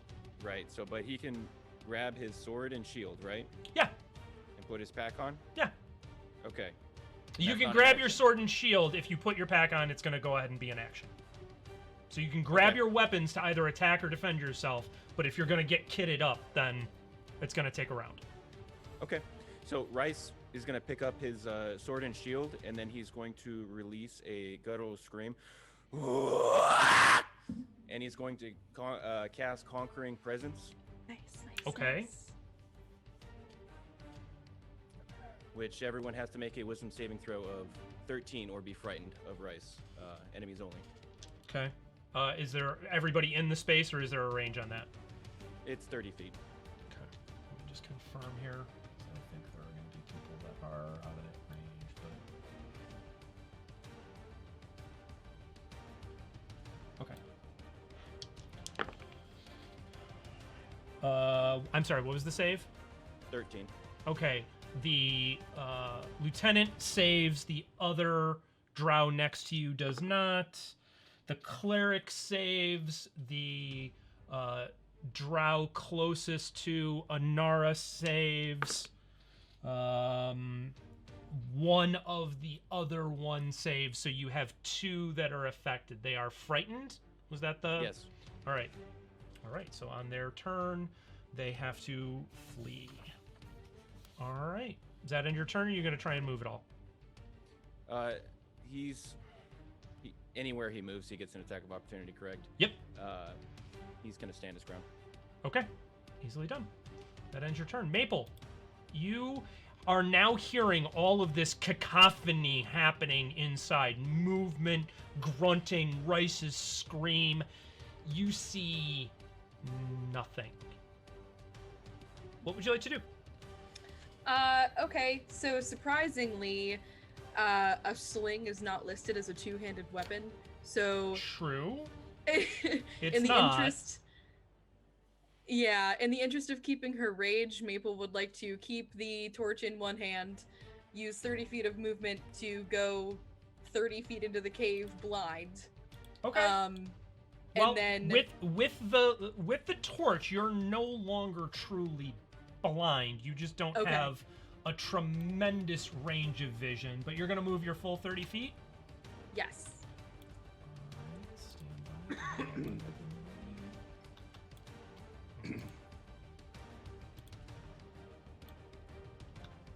Don't know why it's not doing it. Alright, and give me 1 second here. I am going to give you some vision. Thanks. Yeah.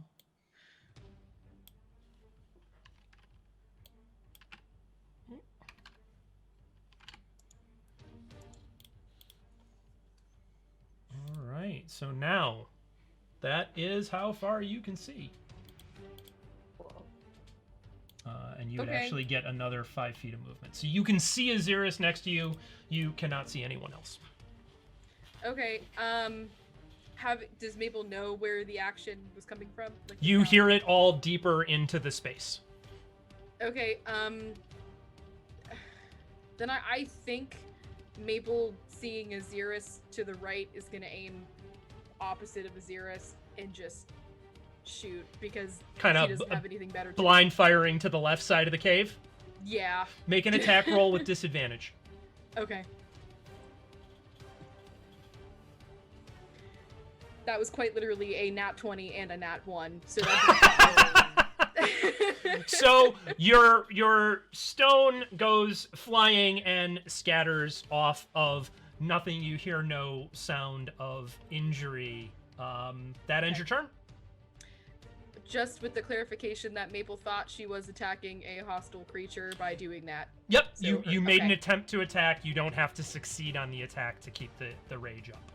And yes, my turn is ended. All right, so the Drow Mage, seeing all of this going on, is going to look at Fenn, and Fenn, they are going to cast Guiding Bolt on you. Does a 16 hit? It does. Okay, you are going to take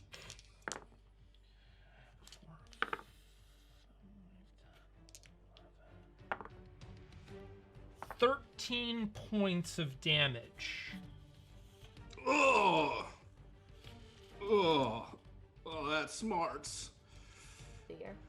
And they are going to stay right there.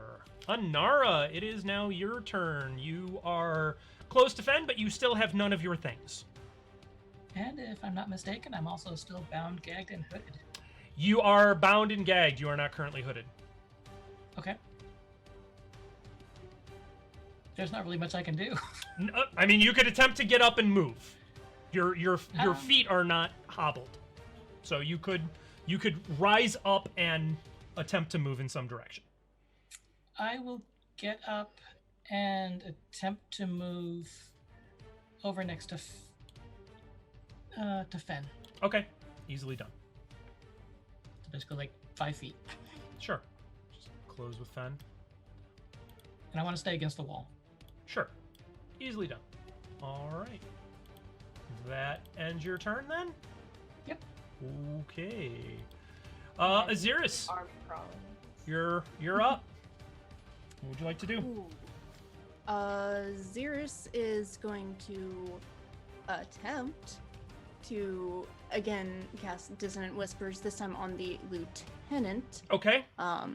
So he is going to point over, and the area, it's already dark in here. It gets darker around him. There's a glint of light And from beneath his colder. fangs. Mm-hmm. So I need a wisdom save of 12. Okay, so that energy kind of starts to head out in that direction, and the lieutenant just sort of shakes her head a little bit, and nothing seems to happen. Ahzyris, I need you to make a wisdom save. Oh, good. I love that. Oh, good. Nat 1.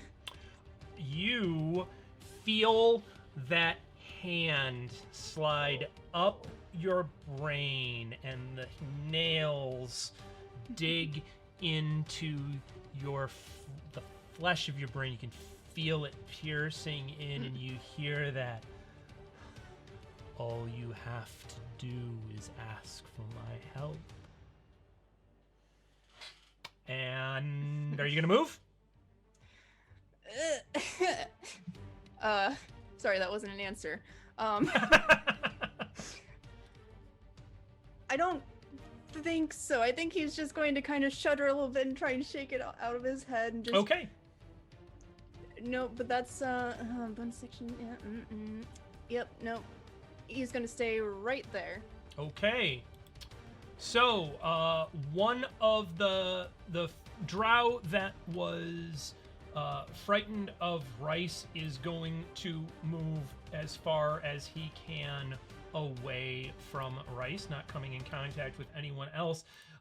The drow who was closest to Anara and the cleric is going to go ahead and use his movement to close with Anara, and Anara, he is going to make a scimitar attack at you. You are still unarmored. He connects with you. You feel this. It's actually a longsword attack. I'm sorry. Longsword kind of come down and slash into your flesh. He is going to do 5 points of damage.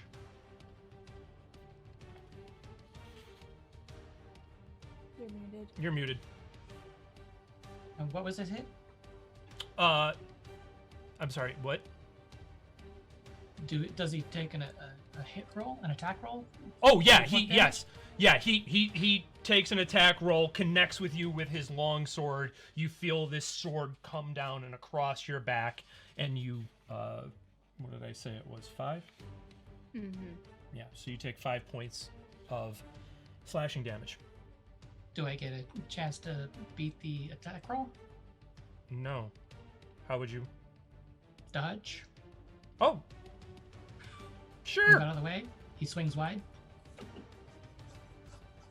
You have advantage to hit though because Anara's prone. No, she stood Oh, up. I'm standing. Mm-hmm. Would you have any ability to dodge? No, because uncanny dodge you take on your turn, not on your Well, opponent's turn. I've still got an armor class, even though I don't actually have armor class. Oh, it doesn't matter. He hit. I'm guessing an Okay. 18's gonna hit no matter what. Yeah, that definitely hits. Okay, yeah. So, all right. All right. So, the other drow who was frightened is going to make a beeline. Ahzyris, he is going to be running directly in your direction. He will pass you. You would get an attack of opportunity as he goes past you. What would you like to do? Great. I can only do that with weapons unless I have a feat specifically for spells, right? Okay, cool. Just making sure. Why the fuck not? Let's throw my staff at him. Okay. And by throw, I mean Yeah. hit. Melee attack. Sure. Yeah. Go ahead. Give him a whack. Play My whack-a-drow.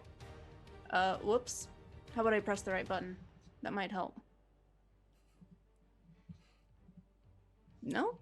It's not rolling to attack. That's okay. Let me just roll a d20 Yeah, that's fine. plus 2. Nope. I'm guessing a 7 doesn't hit. A 7 does not hit. So, not being used to doing a whole lot of melee attacking, you go to swing and don't manage to catch him as he runs by. So, the other standing drow who was not affected, seeing all of this, is going to go ahead and make a crossbow attack on... he's going to go ahead and, seeing this torch illuminated is going to go ahead and make a crossbow attack on you, Maple. Does a 15 hit? Just barely, yeah. Okay. So you are going to take 5 points of damage with your rage.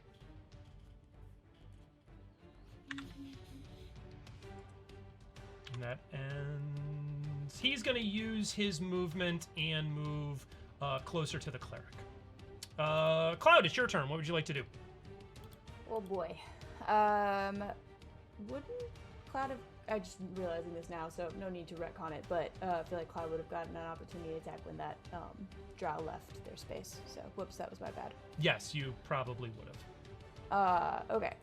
Cloud is going to try to help Rhys by attacking the cleric next to him, and I forget the spell casting. If I cast a cantrip as my action, can I cast a spell as a bonus? Can I do a cantrip and another spell, or is it just one spell per turn? You can cast a... It depends upon the casting time.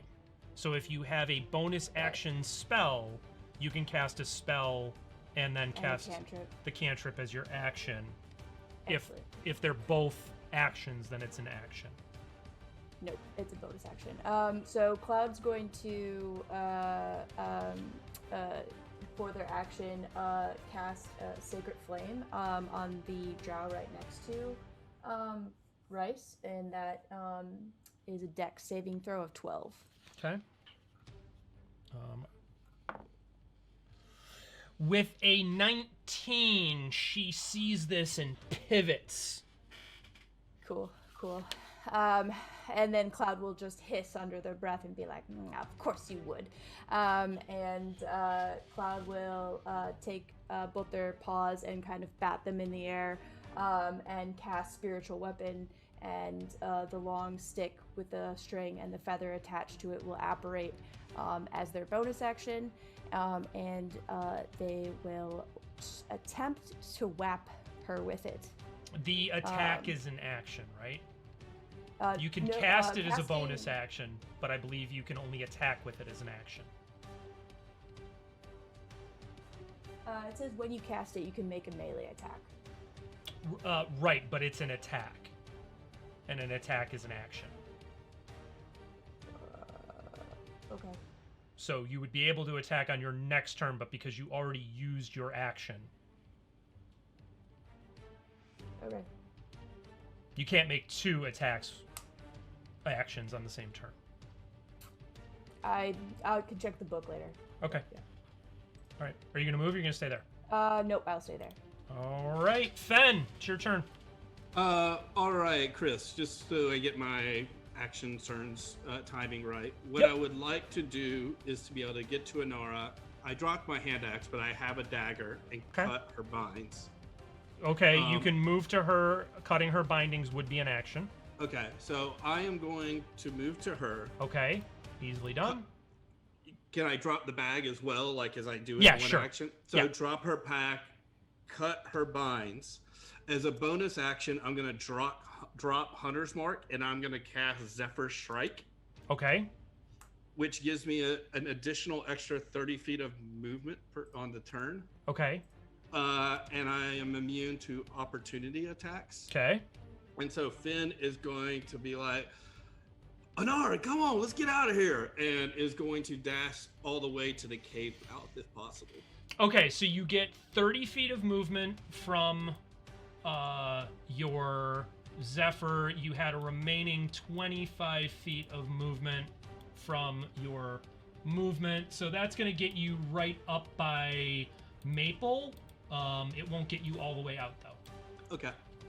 And that will end my... And that'll... I was like, all right. Let's go. All right. That ends your turn? That ends my turn. All right. Rhys, the Drow Lieutenant, looking at you, looking at Cloud, seeing the spiritual weapon, is going to decide, Cloud, that you are a much more important target to go after, and she is going to make a scimitar attack on you. A 12 does not hit. No. So, you seeing this sword coming across, sort of recoil back, hissing, and get out of the way of the strike. She is going to go ahead and stand her ground. Rhys, it's your turn. What would you like to do? You're muted. Rhys is going to draw up his weapon and swing at her. Okay, go for it. Does a 19 hit? A 19 hits, so that blade comes up and connects, doing how much damage? 11. Okay. Something to remember me by. And then Rhys is going to leave her space and run towards the cave mouth. Okay. You're going to use your full movement? Yes. Okay, she's going to go ahead and take an opportunity attack as you run away. She is going to miss as you go running out of range. She is going to swing wide and fail to connect with you. Maple, you now have in your circle of light Rhys, Ahzyris, and Fenn. You're getting the party back together. Oh my god. Can I pull a Fenn, and can Maple drop her current equipment, including the torch, in exchange for the great axe? Well, you could draw your great axe anyway as a free action because you no longer have the javelin. You already threw the javelin, so you're not holding anything but the torch. I had the sling. Oh, yes. You can drop your sling and pull out your axe. Okay. And the torch just stays at Maple's feet, I'm assuming? Yeah. Okay. Yep. So as long as you don't move anywhere too far, you can see. Okay, yeah, Maple's literally gonna step 5 feet forward, and attack freaking recklessly, to get advantage. Okay. And then she's just gonna go all out. Great Weapon Master -5 to add 10. Okay. Hopefully, so we'll see. That's a 23. A 23 definitely hits. So that axe comes down and just slams itself into this Drow's shoulder, and he just kind of caves under the weight of it a little bit. Doing how much damage? So that is, well, sorry, I misspoke. That was actually an 18. It still hits. 5. Okay, you're good. Sorry. I thought I automatically did that. So that's 22 damage. Okay, so you just hear him gutturally wail. Blood sputters up out of his mouth, and he just plummets face down into the ground. Okay, and there is nobody else within melee range of me for me to use my Great Weapon Master on. Nope. Okay.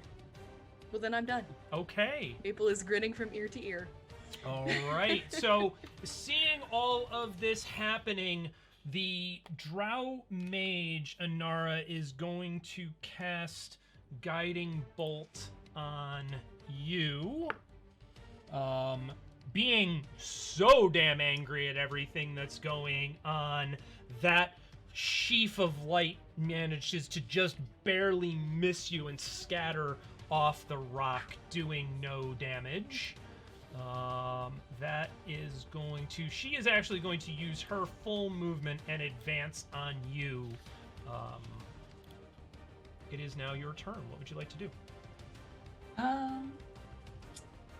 Question for you. Yeah. If I were to cast a spell, would I still be able to pick up my bag? Not necessarily put it on, just pick it up and... I would let you pick the bag up as a free action, sure. Okay, in that case, I'm going to cast Charm Person on the cleric. All right. And that is a wisdom save. Okay, what's your spell DC? 12. Okay, so you go to reach out with this energy, and your arcane energy kind of flutters over her form, and she just shakes her head at you like, nah, you didn't bring it. That's not enough. In that case, Anara's going to pick up her bag, use Cunning Action to disengage, and move 30 feet. All right. towards the mouth of the cave. Easily done. Just trying to get you on the right ending spot. Okay. All right. Alrighty. Ending your turn, Ahzyris, you are up. What would you like to do?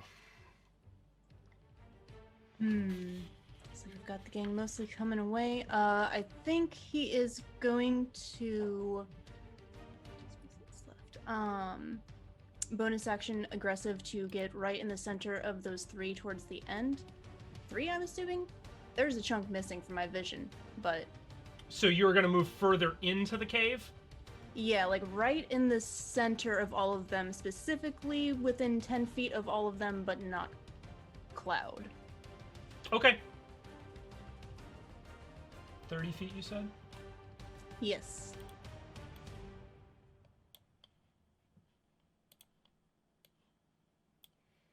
Okay, so you are within 10 feet of everybody but the furthest Drow. There's 4. And I will move you just far enough that you are definitely 10 feet from Cloud. Thank you.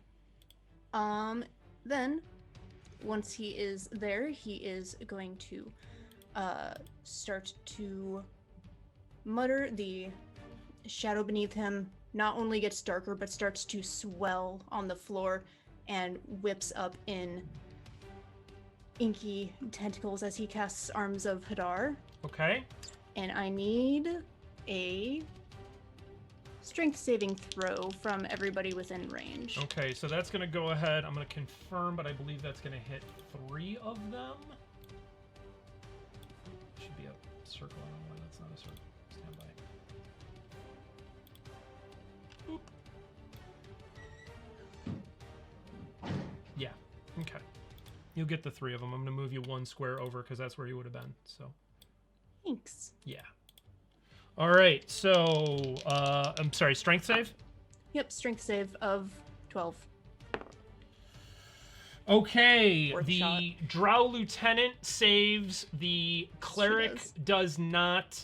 And the Drow furthest to your left does not. The one who is beyond the cleric, closer to the wall, is just out of range.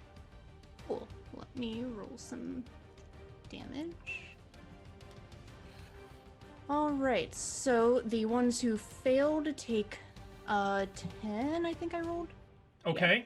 10 necrotic damage, and they cannot take reactions until their next turn. The ones who succeeded take half damage, but do not suffer the other effect. So the others just take 5 necrotic. Okay. All right, then... so...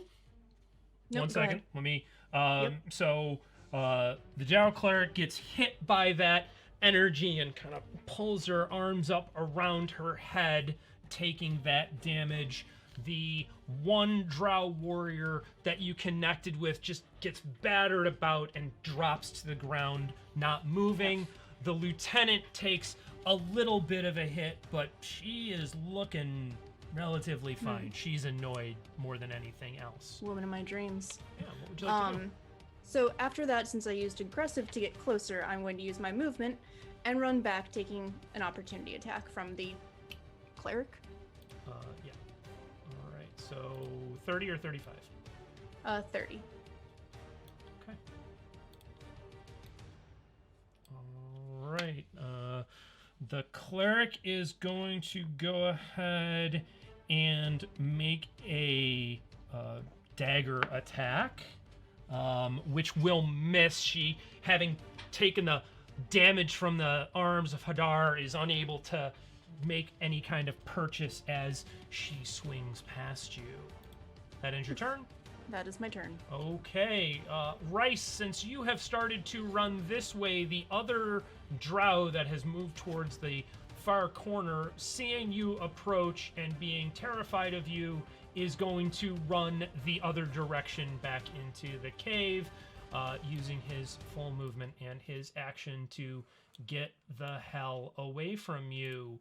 The Drow warrior that had advanced on Anara is going to go ahead and use his full movement to get up to you, Cloud.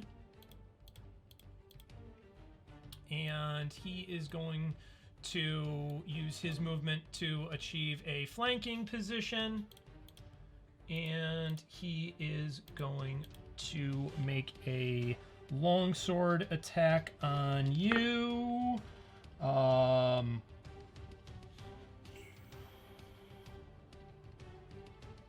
Does a 15 hit? It just misses. Okay. He gets 2 attacks, however. And the second one does connect. He is swinging one-handed, however. So you take 7 points of slashing damage. I hiss loudly. That ends his turn. He's down. Cloud, it's your turn. You are currently between a Drow lieutenant and a Drow warrior who has just landed a great sword attack, a long sword attack on you. Alright, Cloud will be like, well, this has been a fun party, but I think it's probably time we are going. Will, I guess, use a spiritual weapon to hit the lieutenant or whoever was the target of last turn. Okay. And then probably will run away. Okay. I'm realizing that like the instructions are not in front of me. It is a D8. All right, and then I'll move 30 feet. I don't know if I have to. I think I do. Yep, here we go. Roll to hit. It's a 23 to hit. 23 hits. With a spiritual weapon. So the feather comes down and very gently just whacks her right in the face, and she is incredibly astonished by the force of this feather. Just pokes her in the eye with the feather. Yeah. 9 points of insulting damage. Okay. And then I'm going to... She blinks furiously. I'm going to risk the opportunity attacks to full movement and feline agility. So I'm going to move a total of 60 feet out. Okay. Easily done. So I will go ahead and move you. You will take 2 opportunity attacks. The Drow soldier makes another sword attack at you that comes in and catches you as you are trying to run away, and you take 3 points of damage from that. The scimitar attack from the Drow lieutenant slices through your fur and deeply into you. You take another 9 points of damage from that one. Ow. That's my turn. That ends your turn. Fenn, you're up. What would you like to do? Can I see the spellcaster? No, the spellcaster is hidden from your view by the stalagmite that's in the middle of the room. Okay. You could move to gain vision, but... Okay, so I'm going to drop back first about 5 to 10 feet. Closer to the opening? Closer to the opening. Okay. And I can't see them, but... And then I'm going to move another 5 feet just directly south towards Cloud. Okay. And then seeing that I have a better angle, I'm going to attack just make a regular bow attack with the against the warrior drow. Okay. Easily done. That is a nat 20 for a 27 to hit. That's definitely gonna hit. Go ahead and roll your damage. That is a total of 14. Okay, that arrow slices in, catches him square in the throat. You hear the gurgle as he drops to the ground.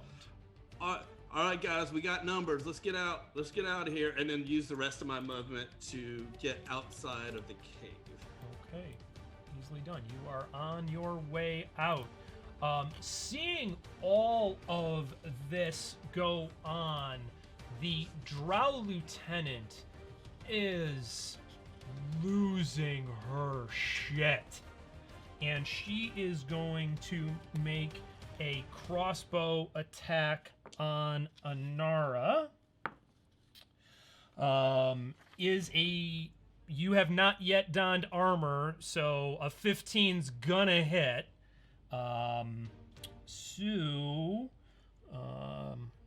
Let's see, where's the damage? And then you take 10 points of piercing damage. All right. And she is then going to use her movement to close with you. And that will end her turn. Rhys, you're up. DM. Yeah. Can I grab... Can Maple and me combine turns? We are right next to each other in initiative order, correct? Yeah, sure. Pitch me an idea. What do you want to do? Okay, so what I want to do with Rhys is I want Rhys to grab Maple by the hand and drag her over in front of this lieutenant and tell her, hit this bitch.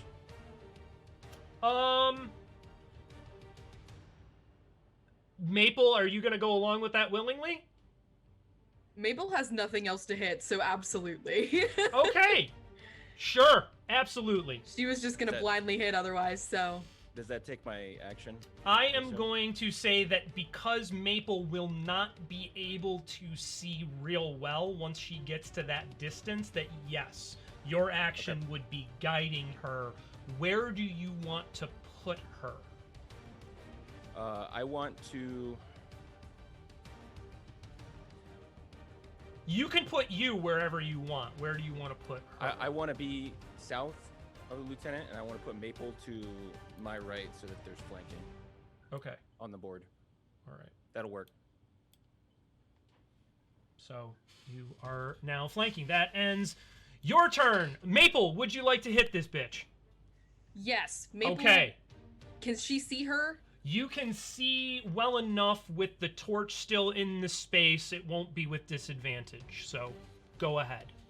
Okay. So Maple's just attacking normally with flanking? Yep. Well, yeah, I mean, you can... there's no disadvantage from... You can see well enough. It's with advantage.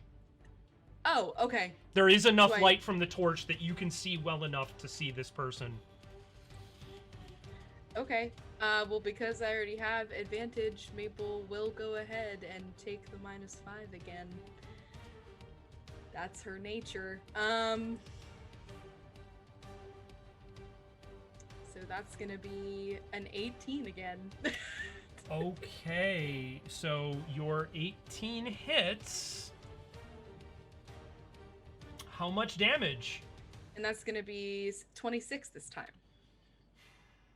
Just a few. So, how do you want to do it? Maple, grinning from ear to ear, directly at Rhys, looking through this woman at Rhys, goes to just lop off her head so she can see Rhys better to thank him with a smile. So that axe, you just... If you knew what a baseball bat was, you would be baseball bat swinging, and there can be only one style. The head comes off with that energy and goes scattering across the way. And her I think we just found Babe Meso. Her corpse drops to the ground. Maple is... Her veins have never looked more... I mean, they're jacked right now. Her arms are absolutely throbbing with excitement. She's pumped. Okay. That ends your turn?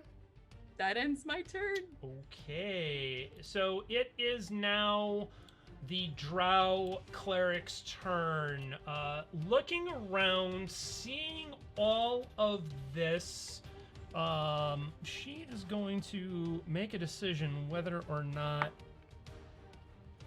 Okay, she is going to go ahead and cast Guiding Bolt on Anara. Anara, I'm guessing that a natural 20 hits. Surprisingly misses. No, that definitely hits.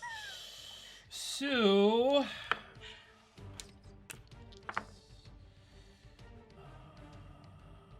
now I'm trying to do math in my head. 2 whole damage? Wow. That's so cool. Yeah, sorry, no.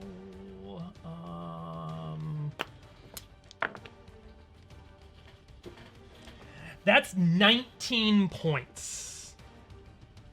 Fuck. Anara drops like a rag doll. Okay. And she is going to call to the other drow. She's down, let's leave. I guess that was more the lieutenant's voice, but she's pissed. And she is going to use her full movement to run in the direction of leaving the chamber. Anara, you're down, so go ahead and give me a death save. Alrighty. Let's see. What's my death save? Yeah, just a straight up d20. Yep. That's a 4. Okay, that is one failure. Ahzyris, you're up. Mm-hmm. Well, this kind of changes things a tiny bit.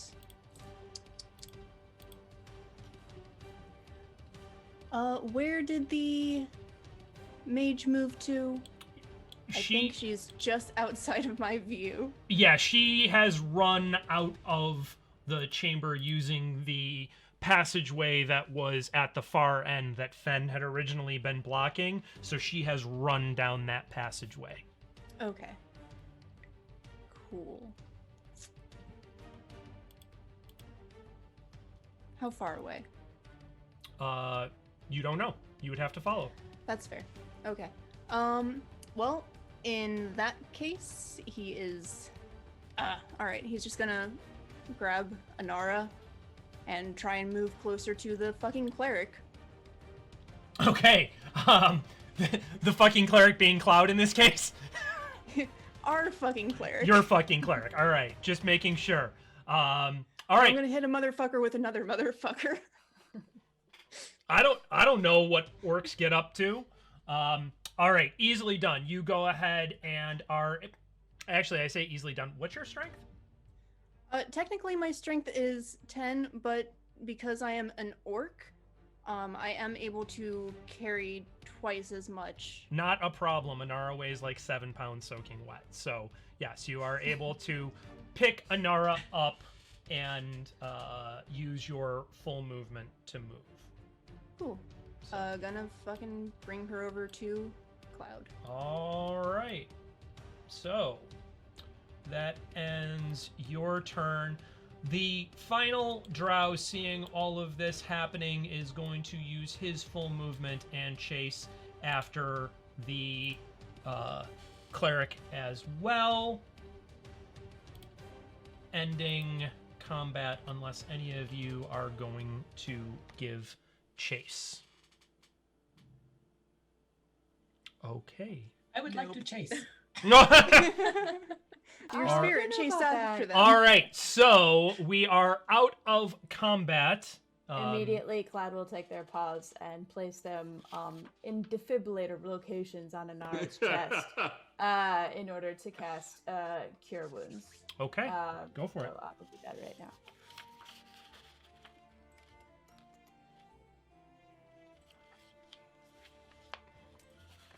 That is 10 points of healing.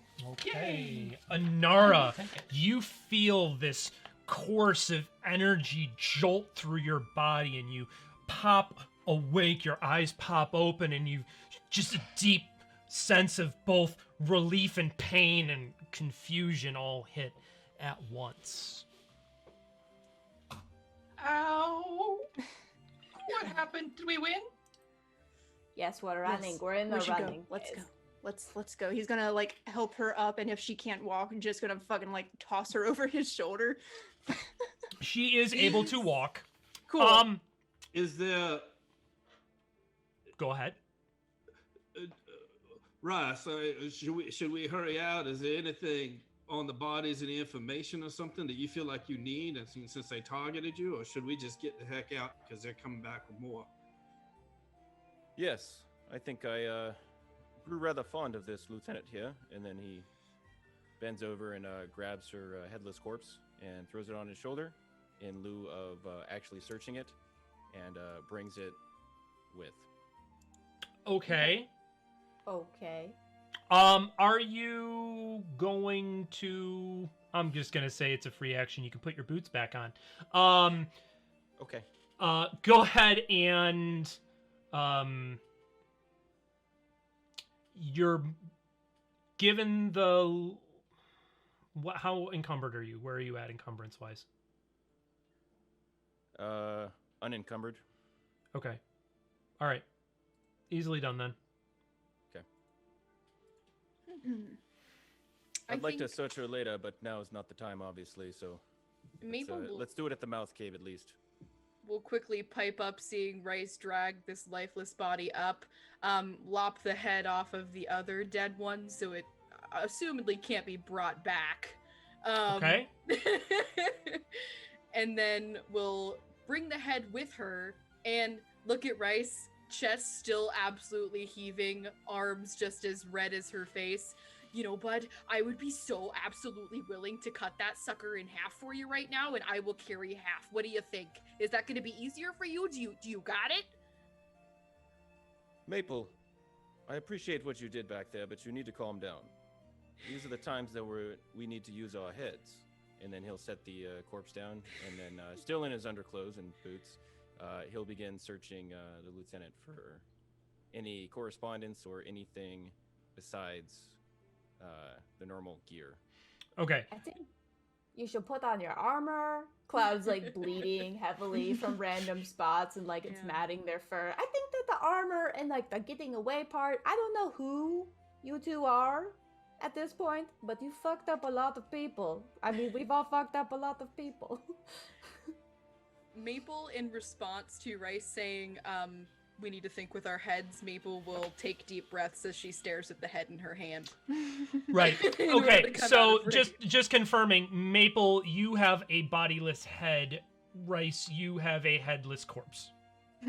Correct. Okay. Yes. Just confirming. So, Rhys, you are able to recover the scimitar if you care to, because it was war trophy at this point. Clamped into her hand. Are you going to thoroughly go through things, or are you just going to snatch and grab? Does she have a pack? She does. Take the pack. Okay. Mm-hmm. Easily done. Any pockets or anything like that? Anything that I'll briefly search her cloak or anything that she might. Go ahead and make an investigation roll. Okay. Oh, that is a 0. You find nothing. What? You attempt to go and reach into a pocket, and you can't get your hand into it, and you're like, I don't understand why they make clothes like this. Why on earth would you have a pretend pocket? This is the stupidest thing ever. Maple, rip this pocket off. Oh, okay, bud. Maple will do so, and then also take the head of the other one that she killed, just for good measure. Okay. She really does not want to be... She's at a huge disadvantage in this cave. She does not want to be followed. Okay, so Maple, you rip the clothing free from the Drow lieutenant in the area where Rhys was pointing, and just end up with a handful of cloth, and then go over. What do you do with the cloth before you go and decapitate the other body? Maple is just holding it out, looking at for answers from Rhys. What do you want me to do with the pocket, bud? Keep the pocket, put the head, face them, staring into the cave mouth so that they at least look at that for a little while and think about their life decisions. And then he's going to start getting dressed with his armor, and then we're moving east. We're not going west again. How about that? That sounds absolutely great, bud. Let's go ahead and do that. I think I've had enough for one day. That was really, I was really fired up there for a second. I just want to say I'm sorry for everybody in this group. Calm me down a little sooner next time, and Maple will kind of disgusted drop both heads at the cave mouth as Okay. Bryce instructed. Can I suggest maybe we look to move south? Because if we head east, we're going right back where we were, and they're looking for us everywhere now. We might as well find a new direction for them to look out for us. Why don't we walk and talk? Let's go Agreed. south, yeah. What time is it, DM? At this point, it is after dark. I mean, the sun has set. You're into the last little bits of light on the western horizon. It's going to be dark very soon, but you're up in the mountains, so you're in the shadow of the mountains where you're at right now, so it's pretty dark where you're at. Maple's gonna have a hard time seeing. DM, clarification question. Yeah. Casina, would my character, would Rhys know what civilization that is? Like, who is it? A Politia? No, Casina is in the Commonwealth. You would know from the raiding that you have done on the north side of the mountains where Casina vaguely is. You have never been that far, but you know that it is a Commonwealth city just outside of the Habrock region on the Commonwealth side of the border.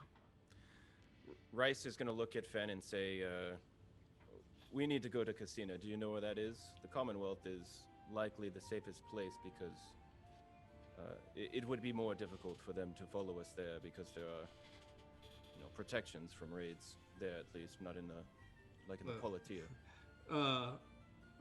Fenn gets a little bit of a wry smile on his face, having recalled that when he had said they might have could have gone up there before, and Rhys had kind of poo-pooed on the idea, saying, "I'm a Drow, I can't go there." So, well, I'm sure that we can probably find a way. I don't know if I know it precisely. This area is a little further west than I've come, but we can maybe try to see if we can find our way there. Are you sure you want to do this? You seem pretty hell-bent against it before. I don't think we have much of a choice at this point. They are going to follow us with more fervor now, and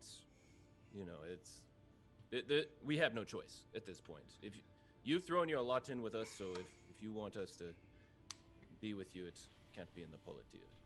Yes, on that note, as we're walking, I have some questions now that we've officially thrown our lot into your mess, whatever it is. I need a couple of questions answered, and very importantly, one, how far away are they before they get reinforcements? How much time do we have? Like, how fast are we running? We should be running right now. Okay, we are running now. Did Maple have time to grab the torch on the way out? Like, did she see? Fenn is gonna give Maple 4 torches. Oh, okay. Okay. Nice, thanks. Big spender. I had actually already written that down. I was Okay. like, I just need to give Maple torches. Are you going to light that torch? I think if we guide her when it's dark, would it still be slowing us down? Well, you're already on difficult terrain, so you're moving slowly regardless right now, but it's not going to slow. It would not have your speed. Again. Also, it would take some time for them to get reinforcements, so I feel like if there's any time to light a light, it's now. Anara is actually going to pull a little bit of phosphorus out of her components pouch and cast dancing lights. Okay. And she's going to shape it into the form of a semi-humanoid that walks right along next to Maple. Maple's very upset. She tries to hold its hand and it doesn't hold it back. Okay. But she will skirt on out of there with everybody, so. Okay, And we are going. so what direction are you heading? Because at this point, is the plan to head to Casina? Is that? Sounds like it. It sounds like our hand has been forced a little bit. So I guess my question would be, Fenn has known how to get to the Commonwealth before, navigated back and forth. You've been to Casina. That's where you met Verona. Okay. So from where you're at right now, having a pretty good sense of direction and movement, and even though you've never been up in the mountains before, you know that you basically are in a place where you either have to go over the mountains to get to the north side of the mountains and go along the lowland, then back east to get to Casina. You have to run along the mountain range where you are sort of up at elevation and heading east and then come down, or you need to come down on the south side of the mountains on the Polatia side and move along the road that basically you had already been on, the road that took you into Mysa. You wouldn't necessarily have to take the road, but you know you'd have to parallel it, either on the south side of the mountains, go over the mountains and go along the north side of the mountains, or go down the spine of the mountains. Is there a difference in time and how long it would take us to get to Casino based on the route? You wouldn't Vaguely. really know. It would be... You would absolutely suspect that it would take longer to navigate along the spine of the mountains just because of the terrain.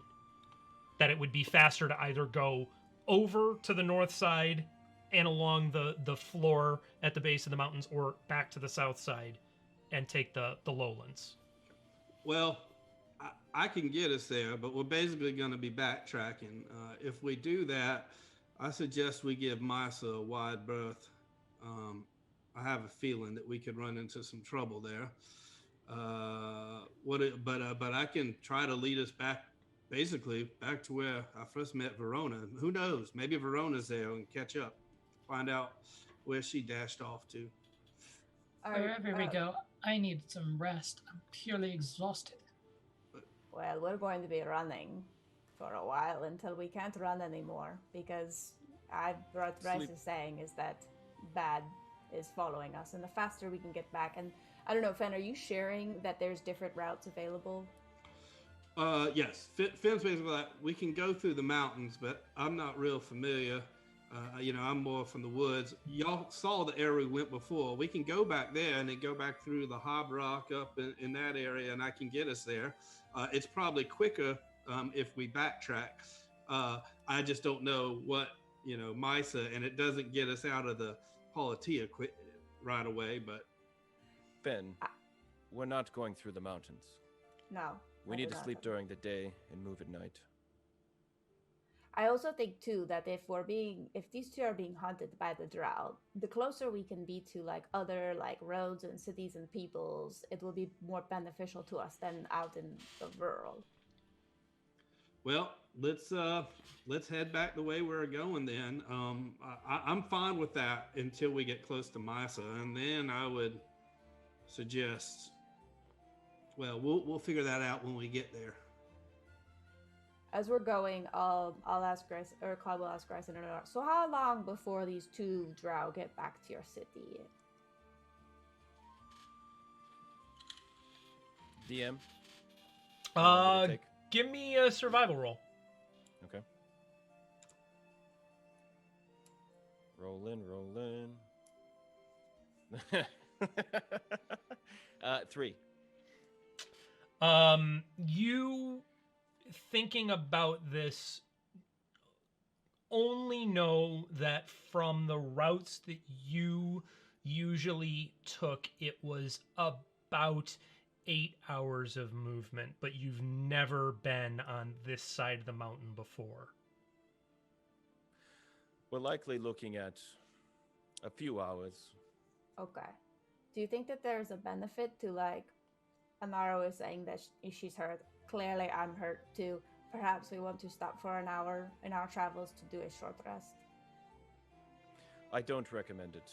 I believe we need to run until the morning. Oh boy. Okay. The issue, Cloud, I know that you love your naps. However, the issue is that they have mages, and every single one of these hunting parties, these raiding parties, they have a wide range of complementary skills. They're going to find us. We need to outrun them. Well, I look forward to a nice bed later on in the future. I will continue running. It will be all the sweeter. Maple will take up the rear and just, nodding in agreement with Cloud. I have a little bit of fight left in me, guys, so I'll take up the caboose here just in case anything tries to sneak up on us. Thanks, Maple. Fenn will move up to the front as usual and kind of, all right, well, we'll travel by night, sleep by day. Wouldn't be the first time. Okay. So you are going to begin moving basically straight south then to get down out of the mountains and back into the lowlands? Correct, before kind of retracing our steps to a bit back to the east. Okay. So you move throughout the night. Are you going to take a short rest at any period of time, or are you just moving? I think just moving, probably. Okay. All right. It's ultimately up to whatever Rice says, I think. Okay.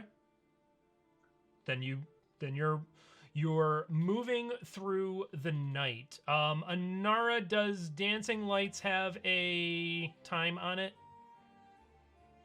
You're muted. You're muted. You're muted. It's a 1 minute time limit, so Anara will cast it as many times as she has components for, Okay. which will probably be for about an hour, maybe. Okay. So you move for an hour, and the Dancing Lights spell fails at that point. The Anara no longer has the components to keep it up, so you're back into darkness, Maple, unless you're going to light a torch. Maple will light a torch as long as that's okay with everybody else. I have a question first. Sure. Does Dancing Lights consume the components? Because most spells, Yes. as far as... Okay, cool. Just wanted to double check. Carry on. I think...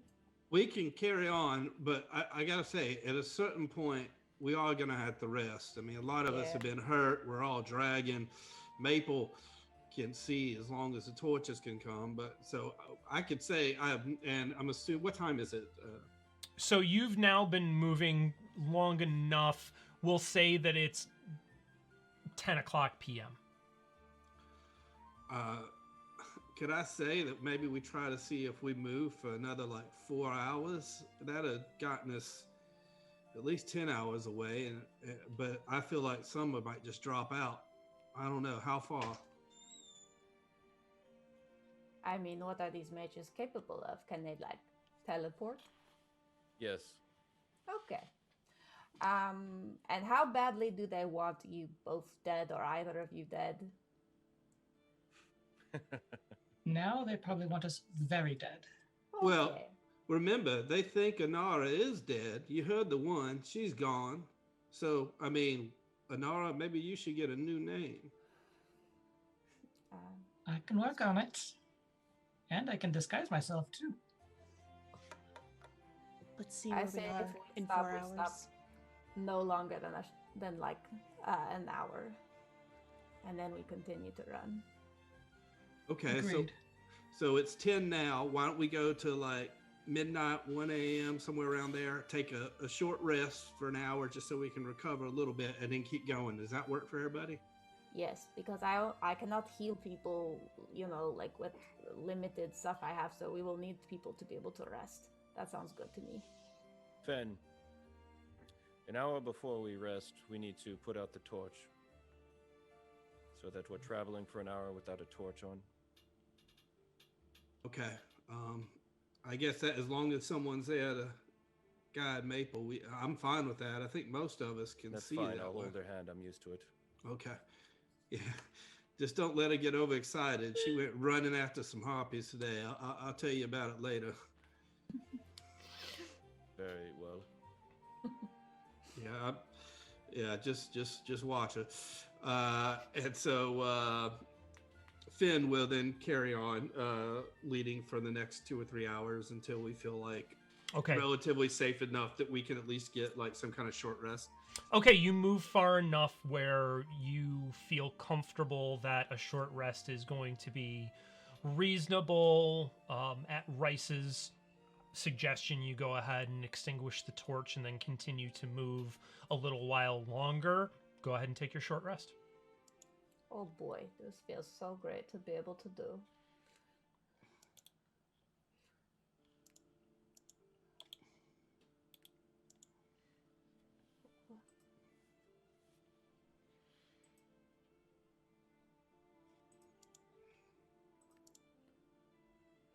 Oh dear. Woo. I rolled a 1 on my first one. No. It's terrible. Oh, nice. During the rest, Rice will ask who has his amulet. Fenn holds it out. Sorry about that. There was some confusion. Originally, I think I thought I was going to be able to sneak up to you and you'd be able to use it. But so I should have shared that with the others. I just saw Ahzyris playing with it, and I was like, I might be able to sneak that up to him on my way to Anara, to your sister. Rice leans forward to get right into Fenn's face and says, "Did the others see it?" Yes, the others have seen it. They just thought that it would be something that you would need. It was your stuff. We were just trying to make sure it was all there and to get it to you. It's annoying. Well, there's been a lot annoying about today, I tell you what. But I'm just glad your sister's all right. I was a little nervous there. I honestly, I didn't think we were going to get out of there. Me either. I was just leaning up against Ahzyris. I was considering just telling Cloud that was stupid when I first saw Cloud, but I think the last time I didn't say something very nice, so I thought to not say anything this time. Well, that's probably a good thing. That's nice of you. To, Considering that we did really risk it to help you, and we don't even understand at all what type of mess you are in.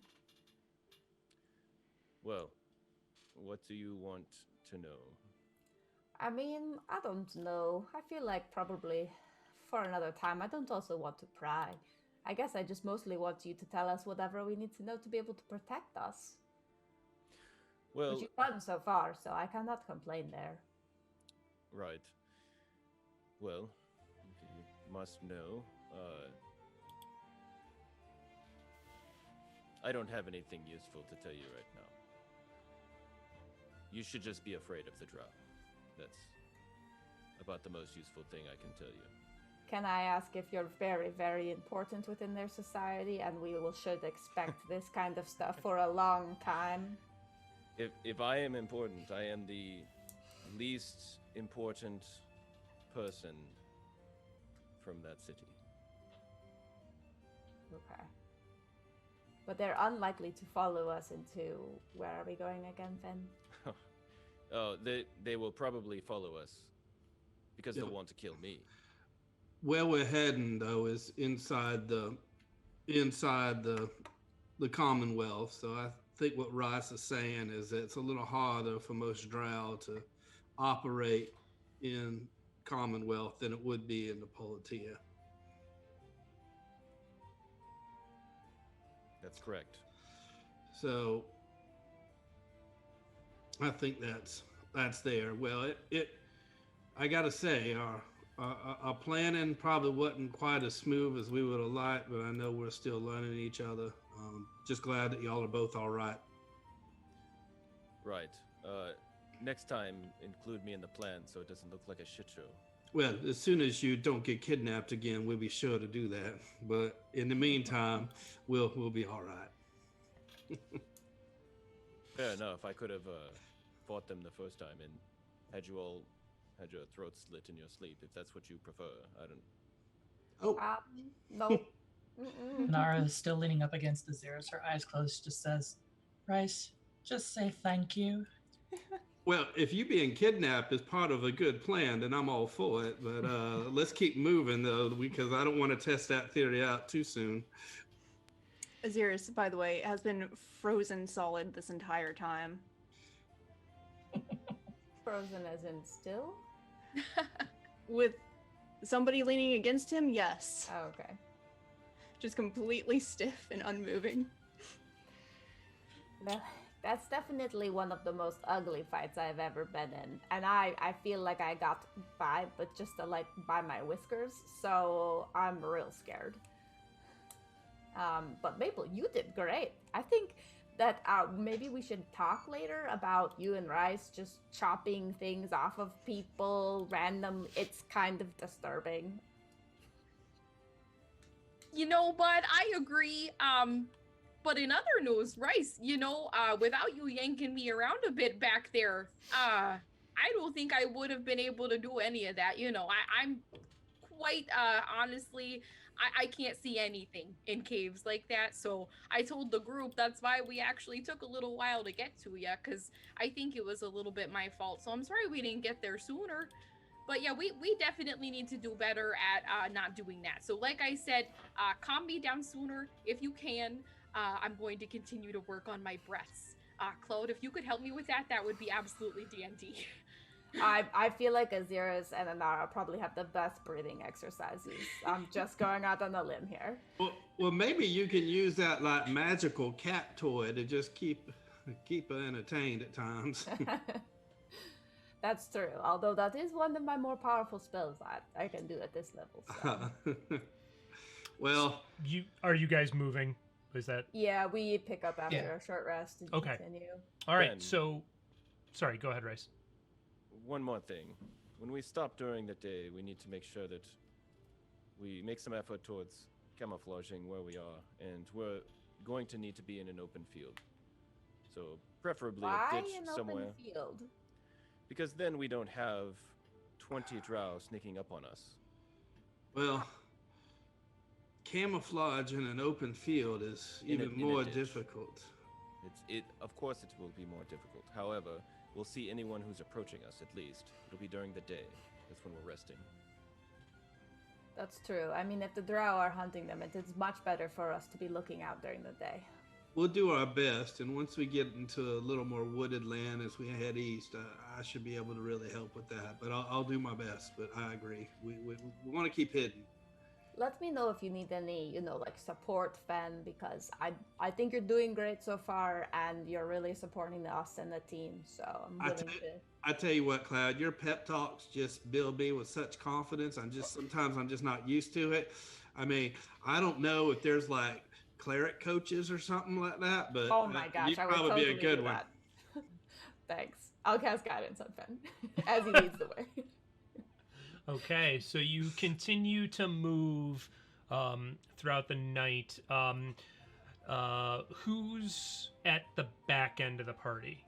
Rhys with Maple? Is that the rear guard? I know definitely Maple, yeah. Okay. Yes. Cloud, where are you at? Probably up with Fenn. All right, so Cloud and Fenn both give me perception rolls. Okay. Don't forget your guidance. Oh. I rolled a 12. Okay. Fenn? Oh, with guidance, a whopping 8. Fenn, Okay. You need to pay attention. Kidding. I'm sorry. I was just so I got the big head because of all this stuff you were telling me, and then I just started making noise. Okay, so as you are moving very close to you, maybe within 60 feet, you hear a crushing and a grunting pretty close by. Fenn just gives a hand signal, just a halt, hearing some noises, and then just tries to make sure everybody's aware. Okay. You do or do not have a torch lit at this point? Don't think we lit another one. I think we're just probably leading Maple Okay. on at this point. Yeah, that's why Rhys was in the back. Just That's- like my all understanding. of her other love interests. That just making sure. Okay, you continue to hear this sound of kind of crunching and cracking of brush and movement. It is sort of paralleling you. Do any of you speak Goblin? You hear muttering in a sort of a deep kind of muttering that you don't understand. That's not helping. A few minutes go by and it sounds as if the noise is heading now a little bit down the mountain, headed sort of in the direction you are, but a little to the east of you. Is this something we can navigate around and away from? You can certainly I'm try. asking Ben, I guess. Rhys is going to move around the party and place his hand first on Anara and mutter some words and heal her to whatever she would need, which is... Let's see. I have a pool of 15, so I'm going to heal everybody as much as I can right now. Well, I think 15 would get me back to max. I'm going to give Anara 10, and Okay. then who else is looking bad? And I'm going to give 5 to Cloud. Oh, thank you, Rhys. Cloud would like to pay attention as Rhys heals them to see if there's anything, I don't know, special or different about this particular healing as opposed to them healing themselves in the past. Just thinking back to that one time in that one village when Rhys could heal and Cloud could not. Sure. This feels very similar to the healing that you have done with Cure Wounds. It has a very similar sort of energy to it. You're just using Lay on Hands pool, right? Yes. Yeah. Yeah, And so now it I'm out. feels very similar. Okay. Alright. Cloud will be like, oh, thank you, Rhys. It feels so much better. Thank you, brother. I rolled ones on all of my hit dice. Yeah. That always So I feels appreciate it. awesome. Yeah, it makes me feel really good about myself. I feel your pain. I rolled a whopping 3. Hey, apparently his healing stuff is no stronger than yours, so you can look at it that way. I'm seeing through the illusion now. All right. Behind the curtain. Let's try to. I don't know. What's the plan? I think we're going to try to continue because we want to stay on the road, but we're going to try to move quietly because they seem to be moving in the same direction. So maybe as a group trying to move quietly so as not to attract attention. Okay, so go ahead. Everybody give me a stealth roll. This will be a group success or failure. Cloud's gonna cast guidance on Maple